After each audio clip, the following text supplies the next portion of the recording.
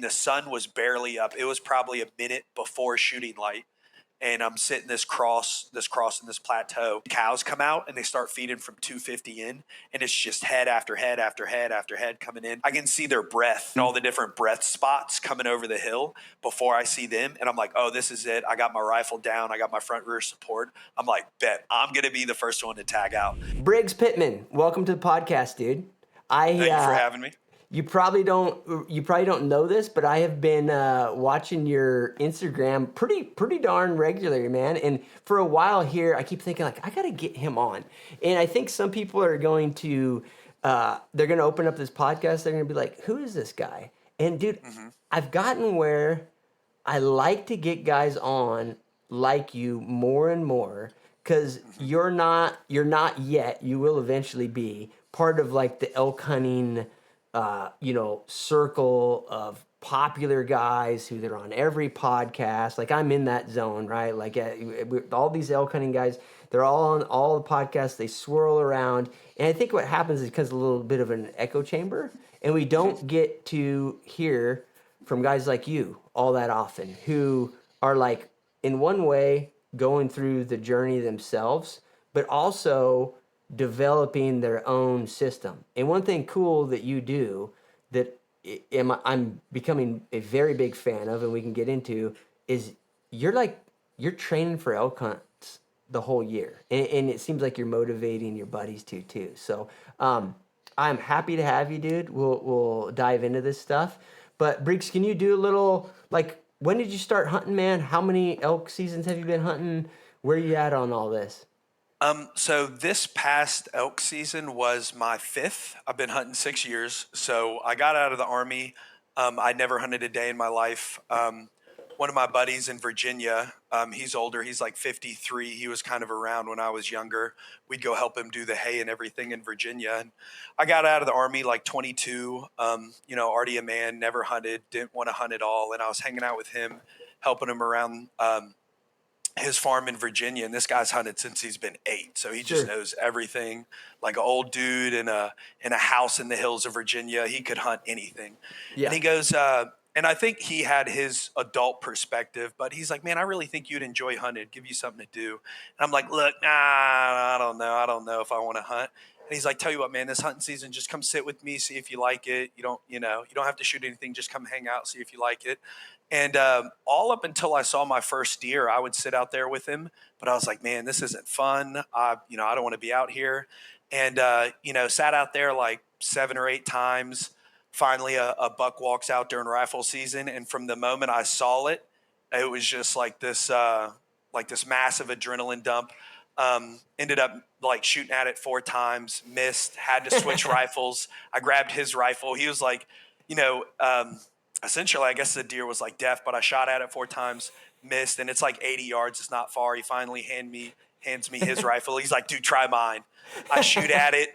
I'm like, nah. He's like, how did you hit it? I'm like, I don't know. The deer runs off, and he's an amputee from the knee down.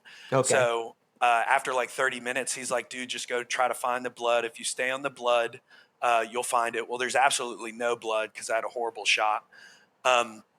Probably far back. And I just remember I was like, well, I'll just walk the direction I think it ran, and was real stubborn, didn't come out of the woods. And when I found it and was dragging it out, it was just very surreal, and I fell in love with hunting. So he helped me hunt. In his words, he spoiled me that season because that was my first season ever hunting. And I just like made the decision to hunt like a few days before rifle season opened. So I came that week, and that week, I mean, just, I would say massive deers for the area cruised right through the field. So we were walking up on, a deer with like, trash hanging off the back and split brow tines, and just, a lifetime deer. And I'm like looking down, I'm like, so is this a big one? Is this like considered, is this a good? And he's like, man, guys hunt their whole life and don't get deer like this. Yeah. So that really drove in the bug. I knew I wanted to do it. That December, I actually was like, okay, I want to hunt. I want to elk hunt too. I remember hearing it on like the Joe Rogan podcast, and I was watching Cam Haines, and I was like, I really think I'd like hunting elk. And I thought the only way you could hunt elk was pretty much with a bow. I was like, there's absolutely no chance you can draw a rifle tag. Everyone who had talked to me about it didn't do it themselves, but they were like, good luck, dude. It's a lottery system. You'll never get the rifle tags. So Yeah. I was like, well, I'll just buy a bow and I'll start hunting. And so I went and bought a Hoyt. I trained from December to that first bow season. I went for my first guided hunt to Texas around June or July. Okay. And I wanted to do that so I could, shoot my first animal, prove to myself I could do it before I actually went out on a mountain. So it was pretty cool. We went to Diamond Sea Bow Hunting Ranch with Skylar. I shot an access deer, which was really cool. Those things are incredibly fast. I will say with the access deer, any distance you think you can hit an access deer at, cut it by 2/3. If you're like, Just yo, I'm gonna sounds shoot quick. they're so Yeah. fast. I mean, I think I shot my access deer at 16 yards and he jumped. He didn't load. He jumped straight up. Like his shoulders didn't load. He jumped straight up like he almost looked like he had shocks and jumped over the arrow. And I was like, there is no way. Um, and then I got a Neil guy on that trip. That was real cool. And essentially, I was watching your podcast and all your YouTube videos, and I had studied them completely. And I remember the video talking about like if you want to get good at hunting or like mountain hunting, you have to immerse yourself in it. A lot of guys that go for like a 5-day hunt, and then they Sure. spend the first 5 to 10 days just learning how to do the thing, and then they finally have an opportunity or two at the end of 10 days, but their hunt's over. So I was like, well, man, if I take the whole season, I'll take 30 days and I'll go out there for bow hunting. And I was like, I'll just luck out and I'll get one. I have Sure. to. So it was 10 days before it actually started. So it was like August 20th. I was like, man, I can't wait anymore. I'm just going to go ahead and go. So I went 10 days early and I Sure. started driving around all of Colorado. And I had no idea what like units were. So I was checking out the 81s, 82s, like Katura. I'd go up to the 68s, because I had an over counter archery. So I was all Yeah. over the state just trying to find what I thought was like good looking elk country. Yeah. And I could not find it at all. I checked probably like 10 or 12 units, spending a day or two in of them each, trying to find elk, trying to do the thing, not knowing how to navigate. So I'm walking straight up hills, straight down hills. I got 70 pounds on my back. It's like a crucible. Yeah. And then I finally end up in like Katura. I remember pulling into like this restaurant called the Dog Bar, and this is like Southern Colorado. And they took one look at me and they're like, "So you passing through?" And I'm like, "Yes, ma'am." And she's like, "What are you doing here?" Essentially, her husband was a huge elk hunter, and Okay. she's like, are you a hunter?" And I'm like, "Yes, ma'am, but I really have no idea what I'm doing. I just drove here from North Carolina and I'm just trying to figure it out." So Sure. luckily her husband was the nicest guy, comes up to me, gives me some spots on base maps, shows me where I should start, what to do, what to look for. um, and essentially spent 11 days out there, 12 days out there from like August 20th. September 3rd, I actually saw, I think, my first bull. I woke up on this. I had no idea how to camp. So I'm like on the top of the ridge, camping on the top of the ridge in the Yeah. wind. And I wake up and I'm looking for my bugle tube because I left it where my tent was. So I'm all packed up and I'm back where my tent was looking for my bugle tube as the sun's coming up. And it's pretty funny. I hear a dog barking at me and I'm like probably 7 miles on the trail back in the backcountry, butted up to a private ranch. And I'm like, this is wild. There's no way this rancher is up here with their dog. And it's just like this perfect, like, "Oof, oof." And I'm like, this is crazy. So I'm looking around and, it was real cool for me because some of the guys who hunt here in North Carolina, I guess, were upset I was going to do it. And there was probably a little projection on their part. But before I left, they were like, you aren't a hunter. You don't know how to hunt. Not only are you not going to get an elk, you're not going to see one. The best hunter I know in North Carolina went and didn't even see one. So I was like, dude, I was on a mission. This was like an intervention they had before you went. Yeah, pretty much. I was handing a buddy back his rifle he let me borrow because, I didn't know how to like zero scopes and do the whole rifle thing yet. So he's Yeah. like, this one's on, just use this one. Now this was well before, and I was going to invite him and everything. And But yeah, he pretty much said that. So my whole goal when I got there was like, I just got to see one and then I win. And so Yeah. when I saw this bull elk at like 500 meters just barking at me, I was like in my mind, a little Xbox achievement popped up. And it Yeah, was like sure. first bull spotted. I was like, that's it, dude. I'm on the right path.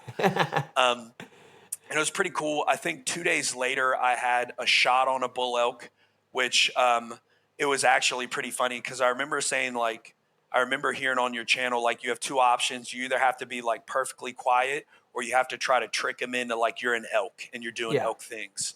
So this was like I just run into another hunter out on the trail near Kachura, and it's like 5 p.m. The sun's setting, and I let out a little locator. Him, his mom, and his dad had already walked off 200 yards, and I heard a little locator back.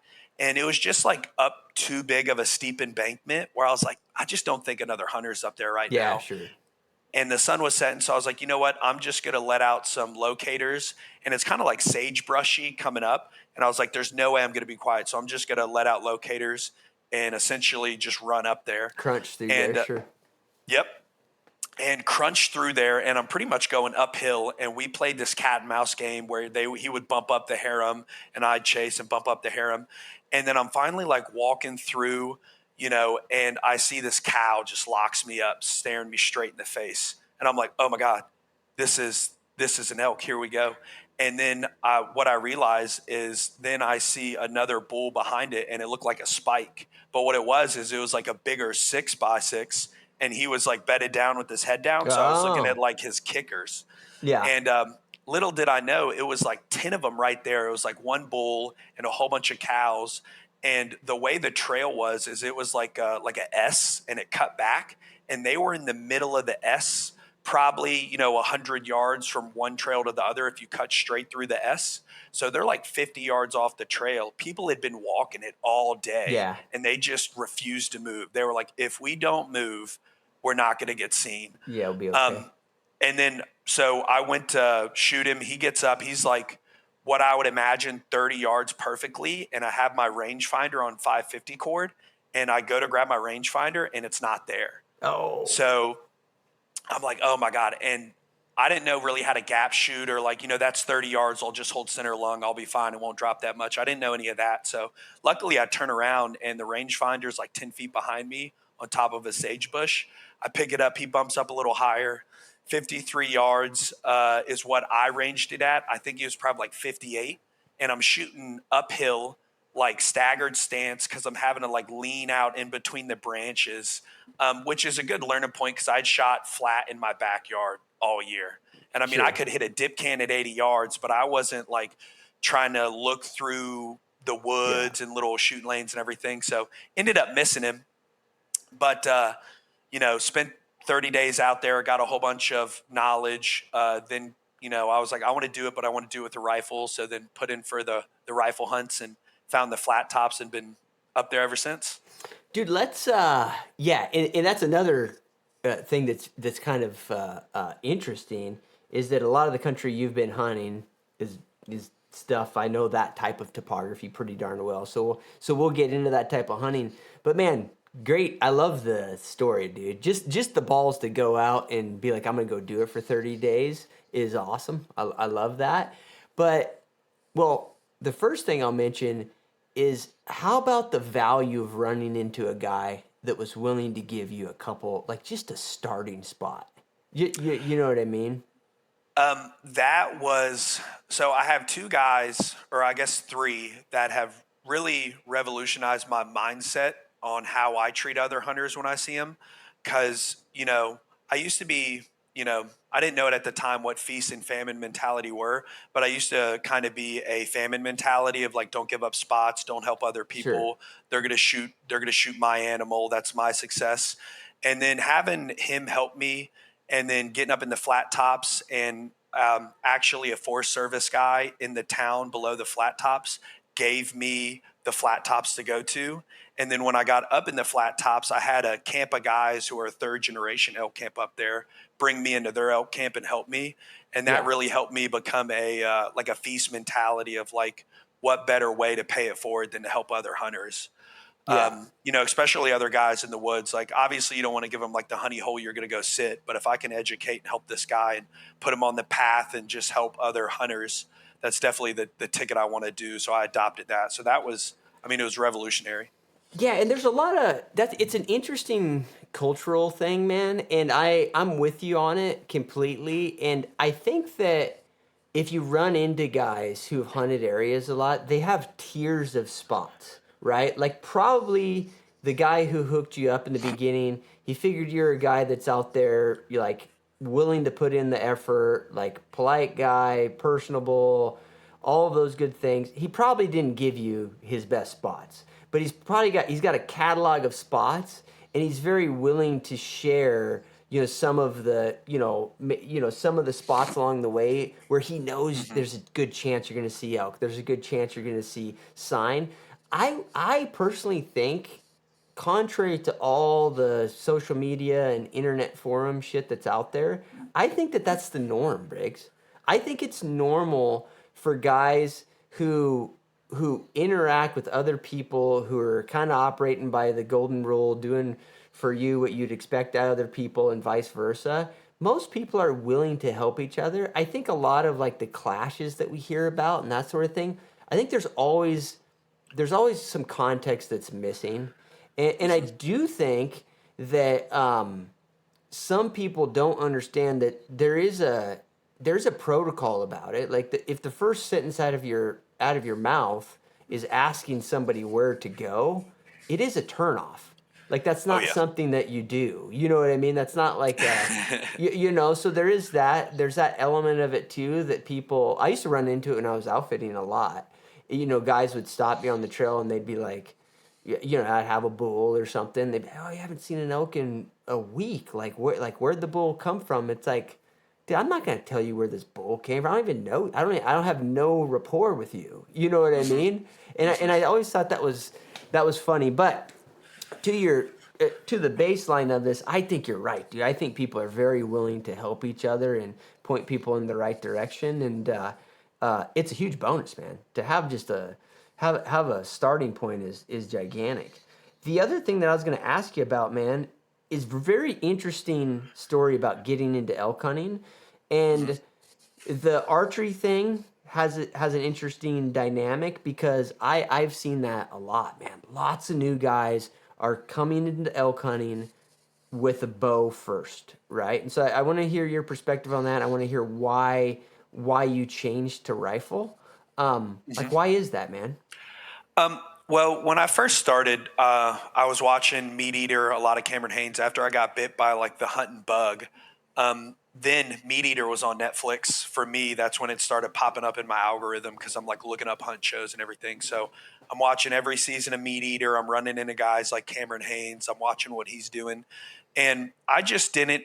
So I learned everything through the draws and how to get rifle tags and the odds pretty much off YouTube, off like Randy Newburn videos and stuff like that, Sure. and your videos on like how to articulate to get rifle draws. But before that, I knew you could get an over the counter bow tag for elk. So I was like, okay, this is just going to have to be the path. If I can get a tag every year for bow, then I'll just learn how to shoot with the bow. Never shot with a bow ever. I was like, I'll just buy it, learn it, and then I'll be able to hunt every year. Yeah. Um, and then I remember you saying how, several, pretty much like several groups get into their first, elk opportunities like 10 days into their hunt, but they manage only 10 days for their hunt. So I wanted to use a bow so I could hunt over the counter. And then I wanted to extend like the 30 days. That way, obviously there's a learning curve in there, which there Yeah. definitely was. I didn't even see an elk, I think, till I had been in the country, the state for like 12 days. And that's Um, starting with some spots, little mhm. guidance. Yep. Yep, I was an absolute no elk units. I mean, there's some units where you're like, there might be zero elk in there, and that's where I was starting. I was in like these desert sagebush areas, Yeah. and I was like, man, this just does not look like Meat Eater to me. Like, this doesn't look like where Steven Ranella would hunt or any of these guys. I was like, this looks like where I train in the army in the desert. I was like, I Yeah. don't think I'm gonna see an elk. Yeah, but Um, even with that, dude, have you noticed like in the last 5, 6 years of hunting, because you're Colorado centric, like how even in units that have a lot of elk, like there's these deserts of elk within those popular, like figuratively, there are huge chunks of country that there are zero elk, and then there's other little hot spots. You know what I mean? Yeah, they definitely like up in the flat tops. They definitely have the pockets. The areas outside of the flat tops, I don't know if I've spent enough time like as a like I'd say an actual hunter where I can really a lot of that stuff in like southern Colorado was just luck and flying by the seams of my pants, and I really couldn't record the data properly because I didn't know what data to look for and how to record it, if that makes sense. Sure. So the opportunities I was falling into, I was just like, I don't know how this happened, but it Yeah. happened. Um, I think if I went back now, I could have a better understanding of the woods because I would know like essentially what the data's doing, like I do in the flat tops now, like essentially what happens, how they move, how the ridges are, and there's a rhyme to the reason. Yeah, and you start to get an intuition about it, which will Hmm. apply to other places for sure. And that comes with time. And that's the thing, dude. Like back to your original deal, it's just the truth. And I mean, you've heard me say it a million times, Briggs. Like you went hunting for 30 days. The out of the bat, right off the bat. The reality is because you did it 30 consecutive days. I'm sure you took, well, I don't know, you took some days off in there, whatever. That doesn't really matter. In a short period of time, you hunted for 30 days. That is the equivalent to most guys hunting elk for 10 years or more. Because, okay, in 10 years, maybe they hunt 7 days a year, so they hunt 70 total days. You only hunted 30 days, but your 30 days were compressed.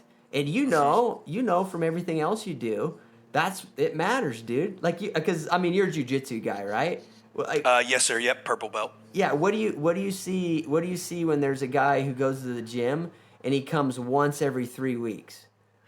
Oh yeah. Well, yeah, no improvement really, Yeah, and he's a I white belt for 30 years. for yeah 5 6 years. And that's the thing I took away from fighting because being a like a kids coach and being a purple belt and been training for like 6 years, I do a lot of like MMA boxing. We just try to immerse ourselves in the art. Our coaches would always say, if you want to get good, you have to be obsessive about it. Like if you want to get really good at fighting, you have to immerse yourself in it. You have to like live, eat, and breathe it. Yes, you have like your family and your responsibilities in your life, but outside of that, what are you doing? And for Yeah, me, outside of my responsibilities of like I can't do what I want to do, outside of that, it was jujitsu and hunting. And I'd gotten, I'd say, decent in fighting just off, being immersed in it and like watching videos, learning. When I had to drive like 6 hours to work or something, I'd have 6 hours of like fighting podcast on. Well, I just had switched that to hunting. So I sure. just immersed my pretty much like my everyday time, energy, and effort outside of my responsibilities into becoming a better hunter, watching videos, watching all your YouTube videos, and then just keeping that on the forefront of my mind. I think a lot of guys, and it's fine. Everyone has different things they want to do, but they don't really start to think or put hunting or elk hunting on the forefront of their mind as like necessities. Kind of like until July. Sometimes they're like, okay, Yeah. it's July. I need to start. Maybe I need to go check the stands out, open some lanes, and for me, I just keep it going all year. I have to do something with my time. And if it's not something like hunting or running or working out, then I'll just start doing dumb stuff. So I Sure. just keep after it. Yeah, yeah, yeah, yeah. No, that's awesome, and it's good that you're in a stage in your life where you might have a little more flexibility in some of the viewers, but it still applies. You know what I mean? And man, I'm probably some of the folks that listen to my stuff they get tired of the analogy there, but I think martial arts is a great analogy, dude. Because the thing is it's like I've been in the hunting world forever, Briggs, like since I was a little kid, and it has always been the case that people would associate their merit as a hunter based on how many years they're hunting, in how many years they have hunted, right? In martial arts, nobody does that. Do you notice that? Yeah, it's Nobody is like when sure, there's like the whole belt thing with jujitsu, but it doesn't really matter if it wasn't it's not about how many years you've been doing it, because There's guys that like me who are purple belt who've been doing it for 12 years. There's guys that are a black belt that have been doing it for 6.5 years. And they're just way better than me. You know what I mean? And it has nothing to do with time. It has to do with the diligence they've put into it, how compressed they've done it. And I think that's the truth of everything we do, including hunting. And I think that the reason I dwell on it is I think it's, and I want to hear your perspective. I think there's value in understanding that you can actually get good very fast. And don't let somebody who's been elk hunting for 30 years tell you that that's not a truth. You can get good fast, but you have to make some of the commitment that you're talking about. Does any of that make sense to you? Yeah, it completely does. The one thing we say fighting or the mats don't lie. I know you've probably Yeah. heard it, but everyone's like, "Oh, I've been training 15 years." I'm like, "Well, hey man, this guy's been training 3 years and you guys are the same demographic and he dogged you." Yeah. Just for us, the mats don't lie. Like you don't, Yeah. as long as you're humble, it's okay to lose, but like the win and loss is definitive. If you show up to compete and, you lose to someone you shouldn't have lost to, it's fine. It happens, but just, be honest so you can grow from it. You shouldn't have lost to that guy. Maybe your training has slacked and you've like regressed in your abilities, which is okay as long as you take it on the chin and grow from it. So I could totally see that with hunting. And that's kind of how I've approached hunting is like, it doesn't matter if I hunt for 10 years or 15 years or 20 years. I feel like the proof to your hunting ability is the success in, like your hunting. Do Yeah. you go out and normally fill your tag and have successful hunts and successful things? Or are you just not, and you can Yeah. hunt for 10 years and probably not get a whole bunch of stuff. And for touching up on the thing you said about how people are like, it takes 30 years to get good, this and that. One thing I learned, especially through my fighting instructors, is, when they would start teaching me, they were like, you have to be very careful about hanging around the naysayers. Yeah. People who are going to like project what they can't do onto you. So if they don't have what you're seeking, you have to be able to understand that and turn off your ears when they start talking against your vision. A great example was that guy who'd only ever hunted whitetail telling me and kind of projecting that I was never ever going to be an elk hunter. Well, it's not like that's Cameron Haynes saying it or someone who has like a vast elk knowledge.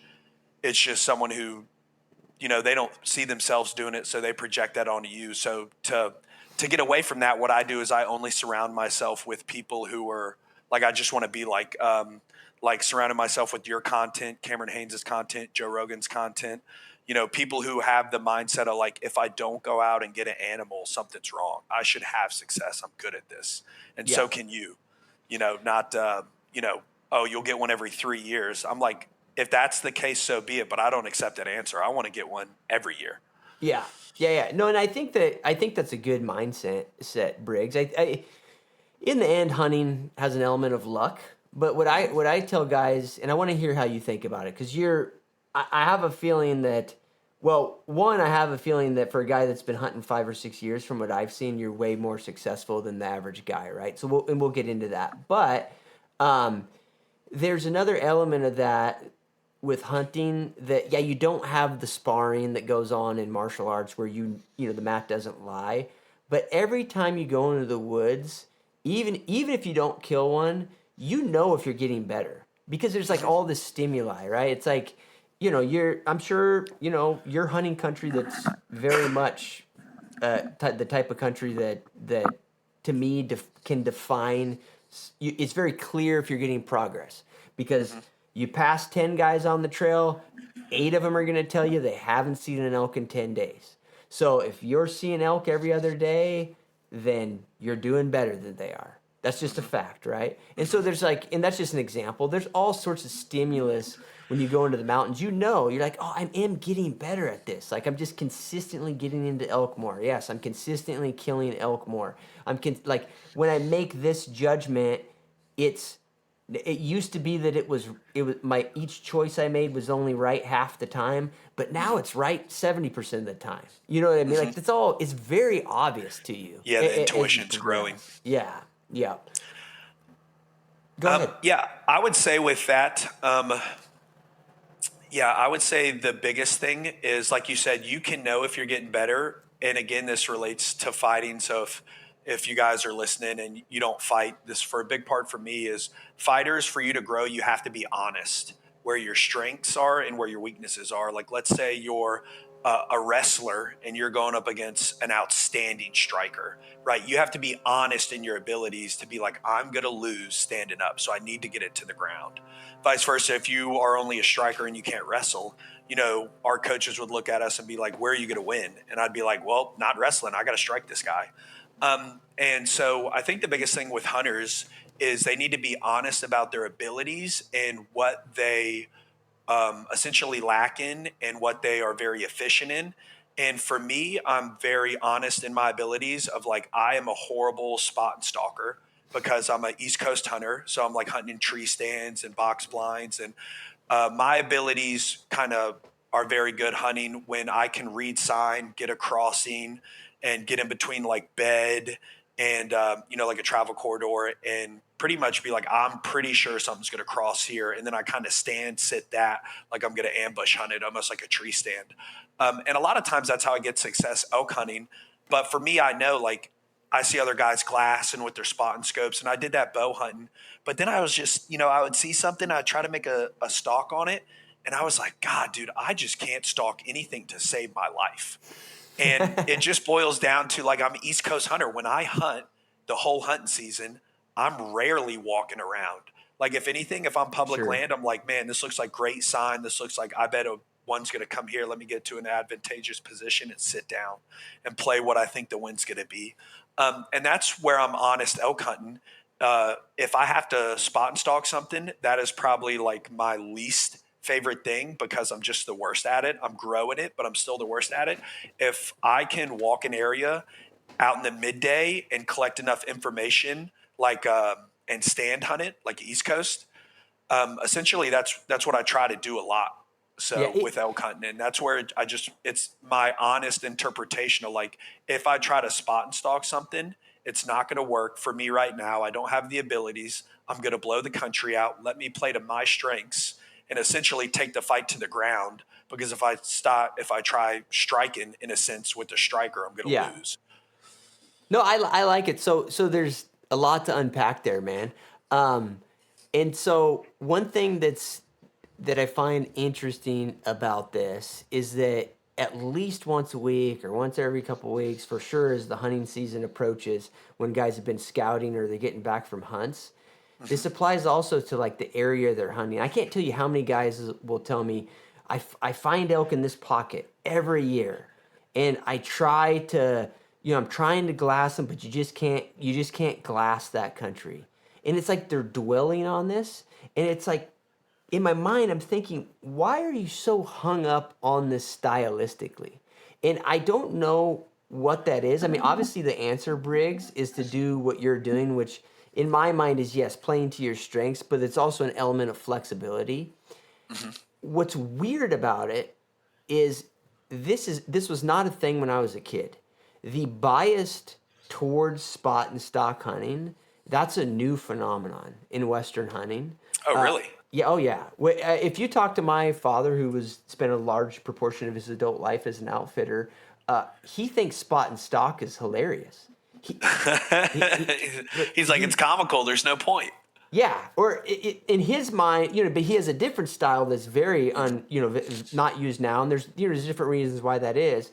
But to him, if there's elk in those trees, and those elk are in the trees, two buddies go on the top, the other guys go on the bottom and chase the other elk up there, and when those elk come out in the open, everybody unloads their guns, and there's two dead elk. You know what I mean? That's Getting it done. and it works. Yeah, there's absolutely no argument that it works, but that was a very common style in the exact same mountains that you're hunting now and everybody else is hunting in Colorado, this big open country. That was a very common style. And, tracking was a more common style when I was a kid. And although my content is absolutely tilted towards spot and stock, and I will admit part of that is because that's what people want to watch. You know what I mean, Briggs? 100%. If I did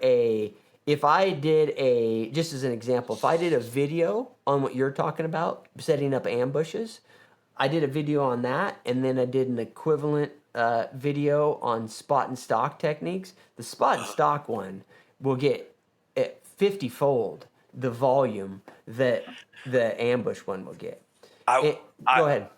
I wonder if that is from, like you said, the hunting videos, just realizing that spot and stalk hunting is more friendly to watch. And I Yeah, agree, it is friendlier to watch. So for me, that's what I thought I had to do because I'm still, it was only 5 years ago. So I can still remember coming into Colorado the first time with these spot and scopes and all this glass and equipment. And I was like, I got to be like Steven Ranella up on a ridge somewhere, glass and elk. And I was like, sure. that's just the way you have to do it. And so I wonder if it's that. I wonder if it's just the hunting community pushing, and that's just the videos everyone watches. So like guys like me, when they start out, they're like, that's what we do. That's how we do it. Yeah. All right, guys, in some of my content, you're gonna see that I've been using this chest holster from Invader Concepts. This is with my 10mm. I also use it with my Glock 19 and even a PMR 30. I'm gonna do a bunch of content here in the next couple months on that around bear defense. It should be interesting. It looks a little awkward to have your gun under your bino harness, but if you test out all the different variations, it is the best and you have it on you all the time. I do have a discount code, it's CliffG, and it's for 10% off. Go check them out. I think you nailed it, dude. I think there's actually functional things. I think that the videography of a spot and stock hunt, seeing the landscape, the lack of it being boring, the idea of constant movement, glassing. I'm sitting here, like even in a spot and stock video, I mean, you can go watch Ranilla's spot and stock Coos deer video, right? I think he was hunting with my buddy Jay Scott. They don't show the part where they glass for 9 hours straight looking for a little bitty deer in the they show the action and the beautiful Here's a deer, landscape. there's a deer, 10 more deer.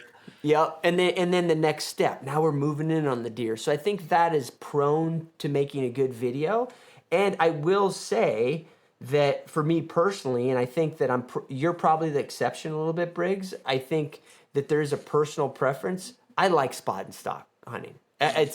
I think it's fun. If I had a choice when I go out to hunt, stylistically, what would be my bias? Yeah, I like that type of hunting. Mm-hmm. Now, what I will say is that doesn't mean that I force it. I'll track elk. And really tracking elk in the snow for me would be like pretty close. It'd be pretty close to spot and stock. But I'll track elk, I'll sit stands, I'll do everything. I'll still hunt if I think it's the right area, the right winds, all of that. And I think that's a key thing, man. Like you got to have some flex. You can't be an idiot about it. You know what I mean? Yeah, I think 100%. It has to be flexible, like you said. You have to be very flexible, and you have to build that intuition of like the right decisions. And unfortunately, you don't get the experience in the decisions until you make the wrong ones. For example, like, man, here's some fresh elk shit. Here's some more. Oh, this stuff on my shoe, man, it looks like it's steaming. I should keep walking. Let me just keep going. And then boom, you bump out some elk and you're like, oh man, okay, next time when I hit that sign, I might want to sit down. So you get a whole bunch of moments like that where you're making the wrong things, bumping elk, doing things like that. Essentially, I kind of refer to it as like the bubble. You're like how you referred to it as like if someone comes in your house, instantly. So when you get to where you're not in the house of the animals, so to speak, but you're right outside, you're like out on the curb. That's where that's where usually I'll sit down and stand hunting. A lot of that just comes from either like your collective knowledge of elk, the tracks, maybe going downwind, trying to smell the timber. And two, just like intuition. Like, hey, I just have a strong intuition. Elk are bedded right here. I think they're going to feed out this way. I think if I go any more, I'm going to bump them. Do I have the ability to kill one if I bump it? No. Then I'm just going to hang out right here. And then I toggle just, in between that. So I do that version of spot and stalk, but usually for me, I run into that intuition in my gut telling me to sit down and sit a patch of timber, like on the outskirts of a field or a crossing, normally before I bump one. Yeah. So that's just kind of how my success is. I'm doing essentially walking around on my feet, trying to spot and stalk one. And then usually I just, my gut's like, no, we got to hang out right here, dude. All the signs are pointing right here. Yeah, you're kind of doing a variation of like spot and stock / still hunting / Hmm. sitting, and that's Hmm. it's an effective way to do it if you're really paying attention to the dynamic. But it is interesting, man. Like I don't know if you've experienced this, but I've experienced a bunch of times. Yeah, like you mentioned the smell of elk, and it is stunning to me. And maybe this will be a takeaway for people.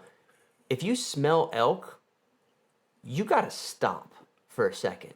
Yeah, they're It right is, on top of you. yeah, it's, You are in the house. yeah, it's stunning to me, Briggs, how many guys, and I've been with clients, we're doing the spot and stock thing. Good glassing spot, see elk, plan to stock, and it's kind of a rigorous stock. Up and down through timber, we're going to do our thing. As we're doing that stock, like blatant just whiff of smell, and I'll Uh-huh. tell a hunter, like, you smell that? That's elk. And then they go, oh, really? That's elk? And then they start walking. They get back on the stock plan. They're like, It's all like, right, no, let's keep going. it's like, no, brother, like you gotta like, This we're is the camp spot. We're yeah, sitting yeah. down. That spot that what we just changed plans. If you smell elk, that's like this is a non-negotiable. Like we have to figure it out because if you don't do that, half the time, two more steps and you know what I Yeah, you mean? Like blow it. them out. Yep. Yeah, yeah. It's like it's a telltale thing for people that that's like a. But I guess it's like I'm convoluting several of these topics, Briggs, but it's like a matter. It's all about there's inflexibility there, right? People don't stop when they smell elk because they have another plan. You know what I mean? And they're not adjusting. They're not adjusting that plan for what the intuition that should be just blatant to them right now. Yeah, I completely agree. And I think some of that has to do with just how it's, for me personally, how it was clipped online. Like when you see the clips of like hunters like Steven Ranella point to his nose. Like I think it was in Kentucky. He's like pointing to his nose. He's like, I smell him. And then it just goes right into the clip of the bull walking by. What they don't Yeah. put together in that edit is that was probably, they could have sat there for 45 minutes, two Sure. hours until that bull walked by. So then, like you said, you have to learn on kind of like the hard lessons of, like you said, when I smell elk, me personally, I'm the same way. When I smell elk, I'm not moving anymore. Like unless I really have to for whatever reason, I'm going to sit down and it's either going to feed in front of me and I'm going to get a very clean, uninterrupted, unrushed shot, or it's just not going to pan out. Yeah. But I'm the same way. I'm like, no, I smell them. I have a good wind because that's why I'm smelling Yeah. them. Yeah. That's it. I'm hanging out. If I hang out all day here and don't shoot one, that's totally fine. Yeah. Well, you just nailed it, Briggs. Like you have to break it down to what's going on, and for a human to smell another animal, they got to be close. Yeah, super close because we have Yeah. horrible noses. And then the other component of that is that the wind has to be right by definition, because the wind's blowing from them to us, not the Yep. other way around. So what's crazy about the smelling elk thing is you have defeated you're in it you've happened chanced into a situation where you have beaten the elk's most powerful way of avoiding dying. Oh yeah. You already beat it. So why change? Like why do anything other than you're close and the wind's right? This may have been not by any doing of your own intellect, but you've You happened stumble into this into it. situation. Uh So huh. it ain't gonna get better. You know what I Nope. mean? That's as Like good as it gets. yeah. So it's a funny thing though, Well, because go ahead. yeah, I couldn't say it any better. That and understanding, and it's not definitive, but understanding how prey animals bed helped me a lot. Like for several seasons, I didn't know that prey animals liked bedding with their back, like to the wind, where the wind is blowing over their back. So Yeah. they smell what's behind them and they're visually looking out, know what's in front of them where they don't have the wind. So in situations like that, for a long time, I didn't understand if I smell elk, right? They're probably looking in my direction because the wind's coming over their back because they're using their nose to smell behind them. Yeah. So I'm walking right into their line of vision, whatever that may be, Yeah. wherever I may hit it. If I have the wind, they're probably already bedded down looking in my direction. What do you think about that? Have you noticed No, that with yeah. Yeah, the other thing, so they'll do that. The other thing a lot of times they'll do, and mule deer will do it too, particularly in aspens, Briggs. It's a variation of it. They'll go right up, they'll bed right up against a hillside. Elk will do it too sometimes, like if like a because it's steep hillside? yeah, like a thermal's coming down, and even if you walk out, there used to be these big aspen groves that I used to spot and stalk them. They were big bedding areas for elk and deer. I used to spot and stalk them, but not in the way that people think. I would get in there real close where the furthest I could see was maybe 500 yards, but it was just like thick trees, and I would glass them for bedded animals, and we'd shoot animals like right in there. And a lot of times, it's exactly they'll sit up against a little piece of topography in there, like almost you'd call like a ravine or whatever, a little Yeah, like a steep little piece of. dip or something. They'll be right up against it, whereas a lot of times you won't see them until you get pretty damn close, and usually because of the dynamic you're talking about, they get the wind, and so they'll pop up out of there. But it's the exact same behavior. They'll be up against the little topography, wind over their back, and then they're not looking at the hillside. They're looking down where they're not covered by the wind. So you'll see that. You'll see that same thing. A lot of times, I mean, one of the things about the smell that you'll find in the timber, like if you get in a situation where you're busting timber, because just how it is, like, yeah, sure, you should stay out of the trees, but sometimes you gotta like get somewhere, and you a lot of historical bedding areas that I didn't know about, I found by going through the timber and getting like a whiff of elk, like you get a rotating whiff, and in those situations it's still the same deal. Like you want to stop, like look in the trees, see if something is going to stand up there, and sit there for 15-20 minutes, see if something stands up. But a lot of times you're hitting a bedding area that's like a bad wind swirl, and that's why they're bedded in there. And in those cases, once you smell them, you get like a temporary whiff. A lot of times they'll get you because now the wind has already rolled on you. You know what I mean? Yeah, But no, swirling around. yeah, but I see the same thing. Like with elk, personally, on average, I think just elk like to bed in a swirl, like in a swirling wind. If they are bedded in a consistent wind, the behavior you're talking about is super common.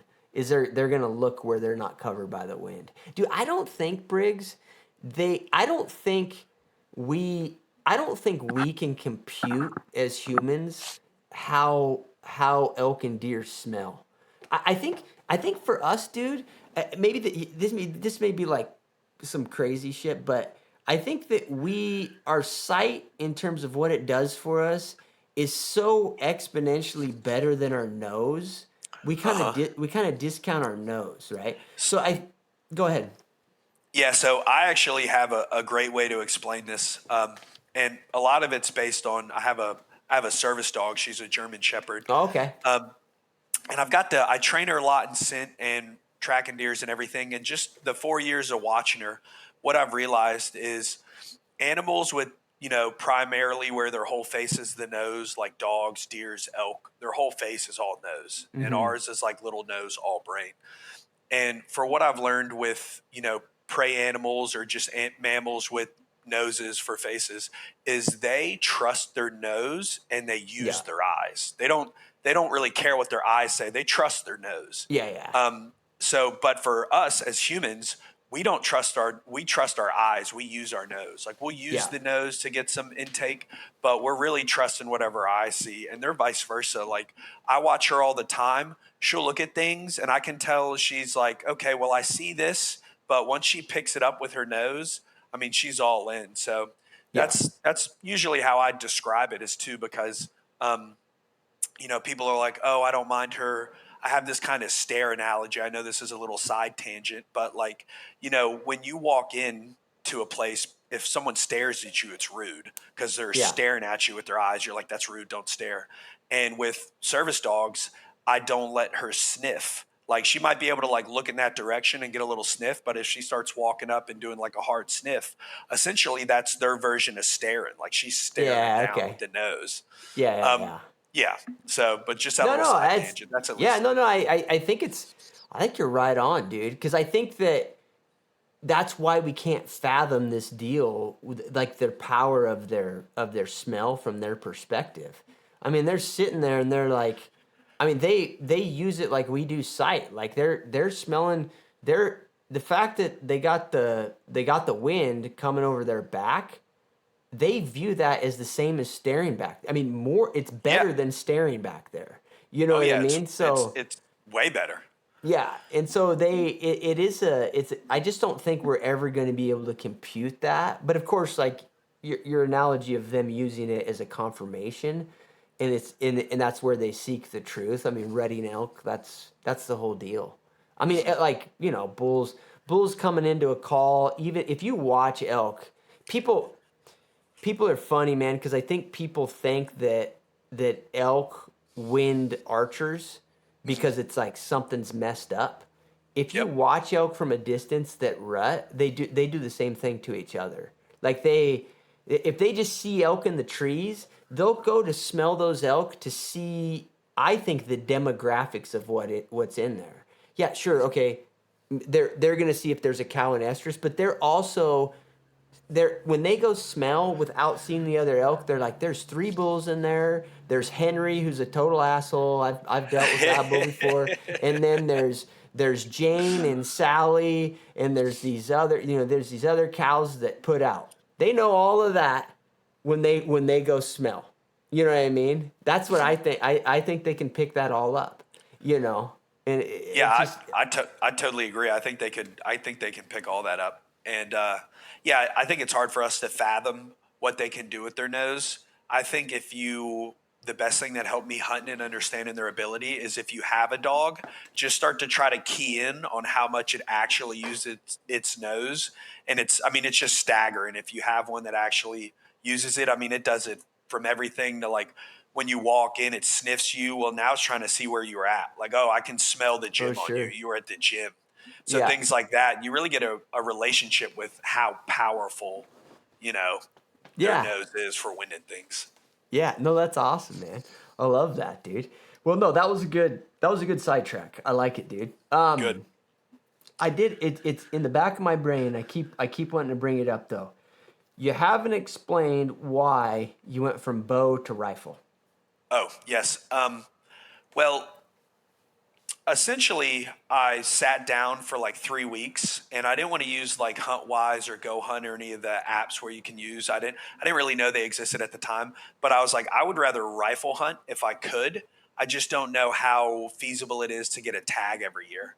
So I went on Colorado statistics page, and they had like 989 pages of elk hunt codes, and it told you everything about each hunt code. Like it would tell you the demographics, like how many residents, non-residents, the statistics, what's your Sure. percentage of putting down and drawing out. So I essentially looked through that and was like, is there any way I can repeatably draw a hunt code for a rifle? And like, page 908, of course, I found, our hunt code in the flat tops. And I was like, well, I'd rather hunt with a rifle if I could. Just for the meat harvesting aspect. I enjoy the bow. You get longer season, you get like 30 days. But for me, I think if I lived in Colorado, I would probably go with the bow because I'm very comfortable hunting with a bow. But me living in North Carolina, um, I have to put together like one trip. I can't just bounce into the woods in Colorado Yeah. every weekend. Yeah. So it's I got to it's an effectiveness thing. Like I you would want to say yes, sir. yeah. Yeah, because if I lived in Colorado, then I'd do the bow, and then if someone's up there hunting and they're like hit up the group chat, hey, they're rutting, get up here. Cool, I'm calling off work. I'm going up and getting one with the Yeah. bow. But I would find, I just wasn't in the windows of rutting bulls when I was bow hunting, and I was like, this is miserable. Like these things are impossible to hunt with a bow, pretty much if they're not communicating. So I was like, I would rather just go with a rifle since Sure. since I'm gonna do one 10-day trip. I'll get there 5 days early, climatize, do some small game stuff, have fun, and then hit the 5 day season real hard, just for the effectiveness of packing coolers. This may be a difficult question, man, but hypothetically, new hunter comes to you. Let's say similar background to how you had when you started, and they ask you how they should start. What would you tell them? Bow or rifle? Ooh, I would say Gosh, I would say bow. Honestly, I think the best thing I ever did was went and spent 30 days going up the hill, down the hill with a bow. I mean, I didn't get one, but I learned so much. And also just having the mindset of I need to be 20 yards from an elk, not Yeah. 600 meters. I have to be 20 yards from this animal. I think when you get, you know, 10 days plus of that being your mindset of like, 300 yards is just not enough. I have to be in the timber still hunting. I have to be creeping around the beds. I think if you can adjust to that mentality well before you pick up a rifle, you'll have great success. Cause I always say, like, even though I rifle hunt, I'm bow hunting. I'm just using a 300 Win Mag. Like, it's rifle season. I have a 300 Win Mag. I can shoot, 600 meters center impact now, but I'm still bow hunting like I have a bow. I'm in the timbers. I'm around the beds. I'm Yeah. very in the thick of it. Yeah. So I want to get back to like your actual the way you rifle hunt, and little tactical stuff on that front. But I want to finish up this subject. I Your explanation's awesome, Briggs. And the reason I asked that question to you is because I don't. It's a hard question for me to answer for people. I generally will tell guys to rifle hunt, to start rifle hunting. I think that comes from, again, I feel like there has been a stylistic push towards archery, and I Uh-huh. think I gotta do a bunch of caveats to this. I think that a guy who has the time, archery's the way to do it, just because he can get a bull tag and he can hunt a lot of days. If your bull tag is during the rifle seasons, it doesn't matter what me and you say about putting time in there. If you unless you can't do much time unless you're hunting multiple species or multiple states, because you're just limited to the 5-day season, 7-day season, 9-day season, right? So if a guy has time, I'm totally with you. I think archery is the way to do it, just because you can have a lot of time, and then also. Let's also admit that it's a nice time to be in the woods. Like It September up in is. the It's mountains very is freaking nice. beautiful. So there's that component, but yeah, it's hard because I know what you mean. Like it's sharpening. It's the fact that you have to be a little bit sharper with things just to get closer. That Uh-huh. aspect of bow hunting is for sure a thing, and that is a good base. And so I liked your answer. I don't disagree with it. It's one where I'm when people ask me, my answer is usually it depends. If you have limited time, I tell guys just rifle hunt, Hmm. But anyways, let's so I'll ask you a blunt question, man, because All right. I know the type of country you're hunting. You've been hunting for 5 or 6 years. Yes, sir. You go hunt. Well, let's take a short season. You go hunt first rifle season. Correct. What Yes, do you sir. think the chances are that you're going to kill a bull? Uh, I don't mean this egotistically. I know there's a lot of factors, but I would say 100%. And I say that lightly. Like, everything in my training, mind, body, and soul, outside of jujitsu, like my two hobbies are grappling and hunting. Yeah, So all year I'm training to hunt. I do the bike to hunt. I, work my legs all year to hunt. I get gear to hunt. So my whole preparation for the year is to be out in the woods those 5 days. yeah, And the way I also take this from fighting, our coach always says, if you're going to lose, just accept that when it happens. But the prerequisite and the fight itself, your whole mindset should be dominance. I'm not going to lose. yeah, So, even if you're going up against what we call like a tall cup of coffee, you in your mind have to understand, like, I'm going to dominate this fight. I'm going to win. There's not an alternative. This is going to happen. I'm going to implement my will. Now, if at the end of it, your coach is like picking you up off the mat, waking you up, you're like, hey, big fella, you did great. Then that can just be what it is when it happens. But until that sure, point, there has to be no doubt in your mind that you're going to succeed with the mission, or it's just going to reflect in every part of your fighting and grappling. So I take that mindset to hunting. There is no part of my mindset where I've accepted or tolerated an idea where I don't get the animal. Yeah, of course, if I'm driving home with tag soup, it's going to have to set in. I'm going to have to understand and, take that into accountability. But when I'm on the mountain and, before and during the hunt, I'm like, no, it's happening. This is, all Sure. this is just leading to the precipice of punching the tag. Yeah, no, I hear you, man. And then in terms of like the flat tops, and just so everybody knows, flat tops we talk about. I have history there. Briggs has history there. It's a gigantic geographic area, Oh, and it's and huge. the thing about it is, I think a lot of the lessons there are going to apply to a lot of other wilderness areas because the elk are hunted pretty much in a similar way, the managed a similar way. So, but anyways, let's take the flat tops to keep it familiar to both of us. Are you into elk most days? Um, it depends. It depends. My goal this season was to, get one, like be the first one to get one in the season. Like I wanted there to be almost like no doubt, like I shot the first bull elk of first rifle season in Colorado. Okay. And I thought I was going to be just right on par. I mean, the sun was barely up. It was probably a minute before shooting light. And I'm sitting this cross in this plateau, and I think 10 cows come out and they start feeding from 250 in, and it's just head after head after head after head coming in, and I can see their breath just a little bit over the hill. So I'm seeing all Mm-hmm. the different breath spots coming over the hill before I see them, and I'm like, "Oh, this is it. I got my rifle down. I got my front rear support." I'm like, "Bet I'm going to be the first one to tag out." Yeah. I saw those elk on the first day. I saw there was a bull at the end of that. I saw a bull right after that the same day. And then the next elk I saw was the following evening. And that's the bull I got, a herd bull that fed out. But outside of that, no elk. The guys in my camp didn't see any. Logan, one of our buddies, he saw elk each day. I think he tagged out on the same day, Tuesday, or Yeah. the second day of the season. I'm pretty sure it was Tuesday when the pressure was rising and the wind died down. That's when Yeah. we seemed to tag him out. But no, besides that, um, the weather was just beating us up. Yeah. We couldn't get into him. But you were into. I mean, you were seeing elk, which is pretty good bonus. And it sounds like you pretty consistently, like year to year, you've been getting into elk up there, from what I've seen, Briggs. What in that type of area?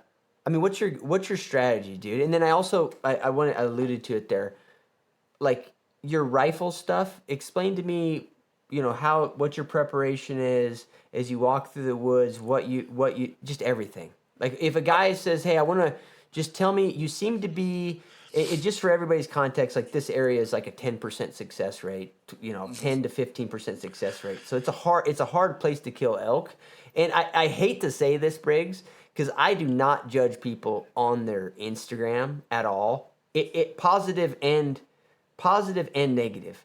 You can show me 380-inch bulls all day long. It's meaningless to me because I have to have context of like where they're from. I mean, Yeah, and where are you getting these animals? yeah, I've guided everywhere, and I'm pro killing elk everywhere. Everybody should elk Oh, of hunt. course. I don't give a shit where you hunt, but I don't use a dead elk or like how big an elk is a quantitative metric on anybody, other than probably you and other people who I know where they're hunting because I have some context. And there is an element of I'm like watching this guy Briggs, and I know kind of where he's hunting, and him and his buddies are into elk, and they're killing mature bulls where it's really hard to kill them. You know what I mean? And so I just wanted to throw that out there. It's like I am judging you because I have the context to judge you. So, anyways, view that as a compliment, Thank you. and there's a dynamic there. But yeah, explain to me what you're doing, and how, if somebody came to you and they're like, "Hey, I want to skip the last 5 years. Tell me what to do, Briggs." What would you tell them? Um, First off, that's a great question. I would say the biggest thing you have to start with is your mindset. There is nothing, no piece of equipment, no days you can hunt, no person or guide you can hunt with. If you don't come with the right mindset to hunting, and I'll elaborate on that. When I say mindset, for like my person example, is nothing can happen to me when I'm hunting that is negative. Like I forbid it.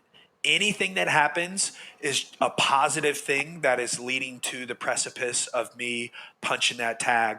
Um, and if someone isn't along that right mindset, I usually like won't hunt with them. Like if I have a buddy who's like, "Oh, let's walk together," and I'm like, "Oh man," if they're just kind of like negative in what they say or what they do, and not even like negative, but they just or how long are we going to sit here? Oh, that seems too long.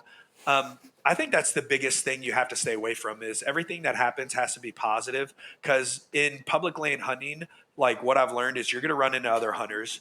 You're going to run in some, if you're not in a wilderness area, you're going to run into some dude on a side by side blowing up your spot. You're going to run into whatever you call it, bad winds, bad weather.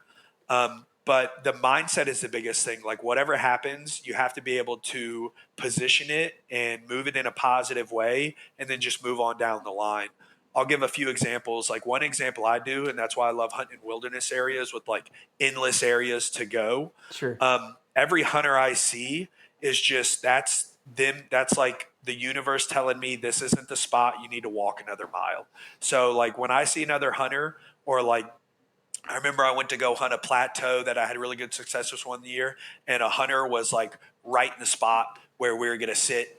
And I was like, he hits us with the green light as we're coming in opening day of rifle. I told Logan, hey, no big deal. This wasn't the spot anyways. Let's bounce down another mile and a half. And that's where we got his big, his bull. We pulled 303 pounds of meat off for the freezer. Nice. Even as far as like I rolled my ankle walking in the day before. So the day before opening day, I'm hiking in. I'm trying to get like 5 miles back. I'm trying to explore new country. So I'm pushing as far as I came back till I kind of hit the cutoff to where there's like just a drop off. You can't really go much farther. And walking in, man, I just wrenched my ankle. I just rolled it so hard. And I just remember like laying down on the ground being like, that's fine. I'm not supposed to move much farther than this spot. Like I'll camp here.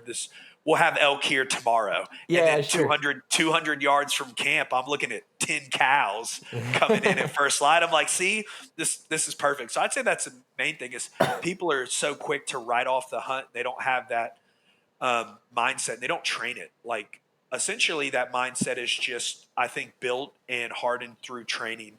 And like martial artists get this very well. Like I'm tired, good. I'm in a bad spot, good. Something's happening that is tough, good. Like it's gonna help me. But I think a lot of people, get discouraged too quickly via they see other hunters or they have a bad, bull's wyndham or whatever it is, and they don't understand like it's all you need is 10 seconds in the woods. And I think once you realize there's been several days I've counted out where I'm like, today's shot, I'm not going to get anything. And then I end up getting elk or animals on that day. So I'm like, okay, so the thing is I just have to be out here in a positive attitude. The main thing is just be out here. Yeah.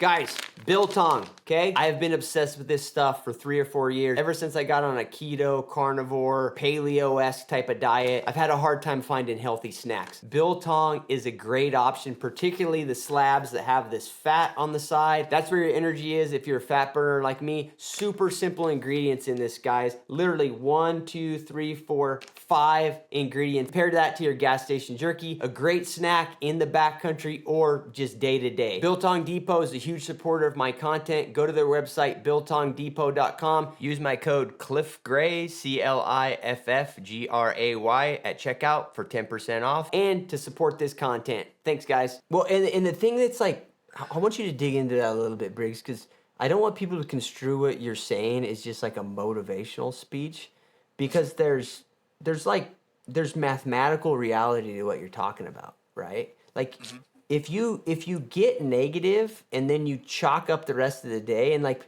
that could be going back and sitting on your ass at camp for the vital last hour of the day, right? Because you're just like, I screwed that up. I'm exhausted today. I'm just not going to go out this afternoon. It's like, well, that has a real mathematical effect on the outcome of your hunt. And also just your in-tuneness, right? So now you're Mr. Poopy Pants because you scared a bull, or you and your buddy disagreed about where you should stand, and they went, and the bull winded them because your buddy. Yeah, you would have got it if you were over there. Yeah, would have got it. Yeah, would have got it. If we would have gone my spot, we would have got it. Yeah. We would have got it. So now you're Poopy Pants and you're dragging your feet through the snow as you walk around, and you're not being affected. It sounds idiotic when I say it out loud, but people do that. They do. And it mathematically affects the outcome, because you're just not, like, when those little opportunities arise, you just miss them. And I think you nailed it with the 10-second thing. Like, that's That's the difference between successful hunt and not successful hunt, you know? Yeah, So, so I actually, to give credit where credit's due, a lot of these theories and mindsets I have, if anyone listening, is from your page, Cliff. But I no, remember no, that cool. was one of the videos where you were talking about like how can you be the best for your guide if you're gonna be in a guided Sure. hunt, and you were essentially like you have to stay positive and you have to understand if you're still in the woods for 10 more seconds, you have such an opportunity to kill elk, and Yeah. for me, that resonated a lot more when those opportunities arose. And I'd already had a fleeting mindset of, like you said, Mr. Poopy Pants. And then, oh shit, there's a bull right here. Bang. Yeah. Oh my God, look at this. What? Um, No, it's totally like that. It's like dude. It's to this day, Briggs. Like when I'm guiding something, when I'm hunting in those type of areas, killing elk, it's almost like killing a unicorn. it really is. You're walking along. There's not a lot of indicators. Sure, you're doing things. You know, there's sign there. You've kind of gotten into the right spot, whatever. But then it's boom. Oh, look. Oh, shoot that. Yeah. Yeah, and I think a lot of people don't give themselves the opportunity to. Like you said, they're dragging their feet, so they're not picking them up. They're not what I would say hunting anymore, or that they've just conceded and given up. And then in that, their actions follow. And in reality, that's just not conducive to success. And it boils down to like time management. Again, something I learned from your YouTube and everything. The biggest thing is time management in the woods. And a quote from Stephen Ranella, I'll never forget, is it's okay to think like a pessimistic as long as you don't start acting like a pessimistic. Sure. So, like, during this past first rifle season, it's hailing on us, it's snowing on us, it's like gale force winds at night, and I'm like, man, this is totally fine. My thoughts were in the garbage. I'm like, there's going to be no elk. I'm thinking very pessimistically, but I also know I can't let it reflect in my actions. So I know at 4 a.m. when that alarm goes off, I'm getting out of this tent, I'm packing all this shit up, and I'm stepping off, and I'm going to do my best elk hunting. And a lot of the guys weren't doing that. They were just like, they were just, falling into the trap of acting like a pessimistic. And, I think that is just kind of the death of each hunt. It slowly sets in and weans in with the smallest action. Like you said, if you are on a 5 day hunt and you skip a morning or evening hunt, I mean, if you have 5 days and you have a morning and an evening, so you virtually have like 10 good Right. opportunities. Well, if you Yep. sleep one in because, like you said, you're being Mr. Poopy Pants, I mean, that's 10%. Yeah. Yeah. And on weather permitting days, the second day, the second evening, which I think was that Tuesday, was the one day where we had a break in the weather and everything came out to fed. I mean, that's when Yeah. Logan got his. That's when I got mine. We heard a lot of shots, I think, south of us. Like you said, you just have to be in a positive state of mind because in the reality, 5 days of hunting, backpacking the way I do it, it's hard and it's mentally frustrating. But if you can just align with the schedule and take it out of like I don't have the decision to skip a morning or evening hunt. Like from the crack of dawn to 11 a.m., I will be hunting elk with everything I have. And from like 3 p.m. to dark, I will hunt elk with everything I have. If there is something in between I have to deal with via sleep, boots, anything, it's going to happen in that in between time where statistically I'm just don't have a great chance of killing elk. But, Yeah. you know, the two hit times, I'm doing nothing but just giving my whole, you know, mind, energy, and soul into pulling one out of the woods. And I think people, um, they just don't have that knowledge yet. So they're like, oh man, like you said, it's 5 p.m. I'm gonna start heading back to the truck. Well, Sure. in the flat tops, they don't come out till like No. the last minute anyways. Dude, it's crazy, man. Like to this day, I'll run into people. So a lot of times I'm packing in on horses and stuff. It sounds like you progressively backpack. Is that how you hunt, Briggs? Yes, sir. Yeah, I pretty much backpack only because, being in North Carolina, it's so hard to trailer an animal that far. Sure. My wife actually has, several horses. She's rode horses her whole life. So, but pretty much trying to take them 30 hours where Yeah, they, it's they hard say on you have them. to like take them out of the trailer every 3 or 4 Yeah. hours. It'd be pretty impossible. It's easier for me to just get a backpack and walk 5 miles in. Yeah, and so you're backpack hunting. A lot of times I'm packing in, but there are quite a few people that hunt these wilderness areas, and they will day hunt them, big long day hunts. Which for the right guy, it's fine. It's an effective Uh-huh. way to do it. But it is stunning to me, to this day, how many guys I will see. I'll see them go up because a lot of times I'll be up on a spot. I'll be posted up already, and Uh-huh. I'll see them go up. I'll watch them and I'll watch their whole afternoon, and an hour before dark, they're on the trail. Oh, And granted, they have a long hike home. Like they have, they it may be a 2.5 hour hike back to the truck. So it's not that they're being weenies physically. It's just this decision in my mind.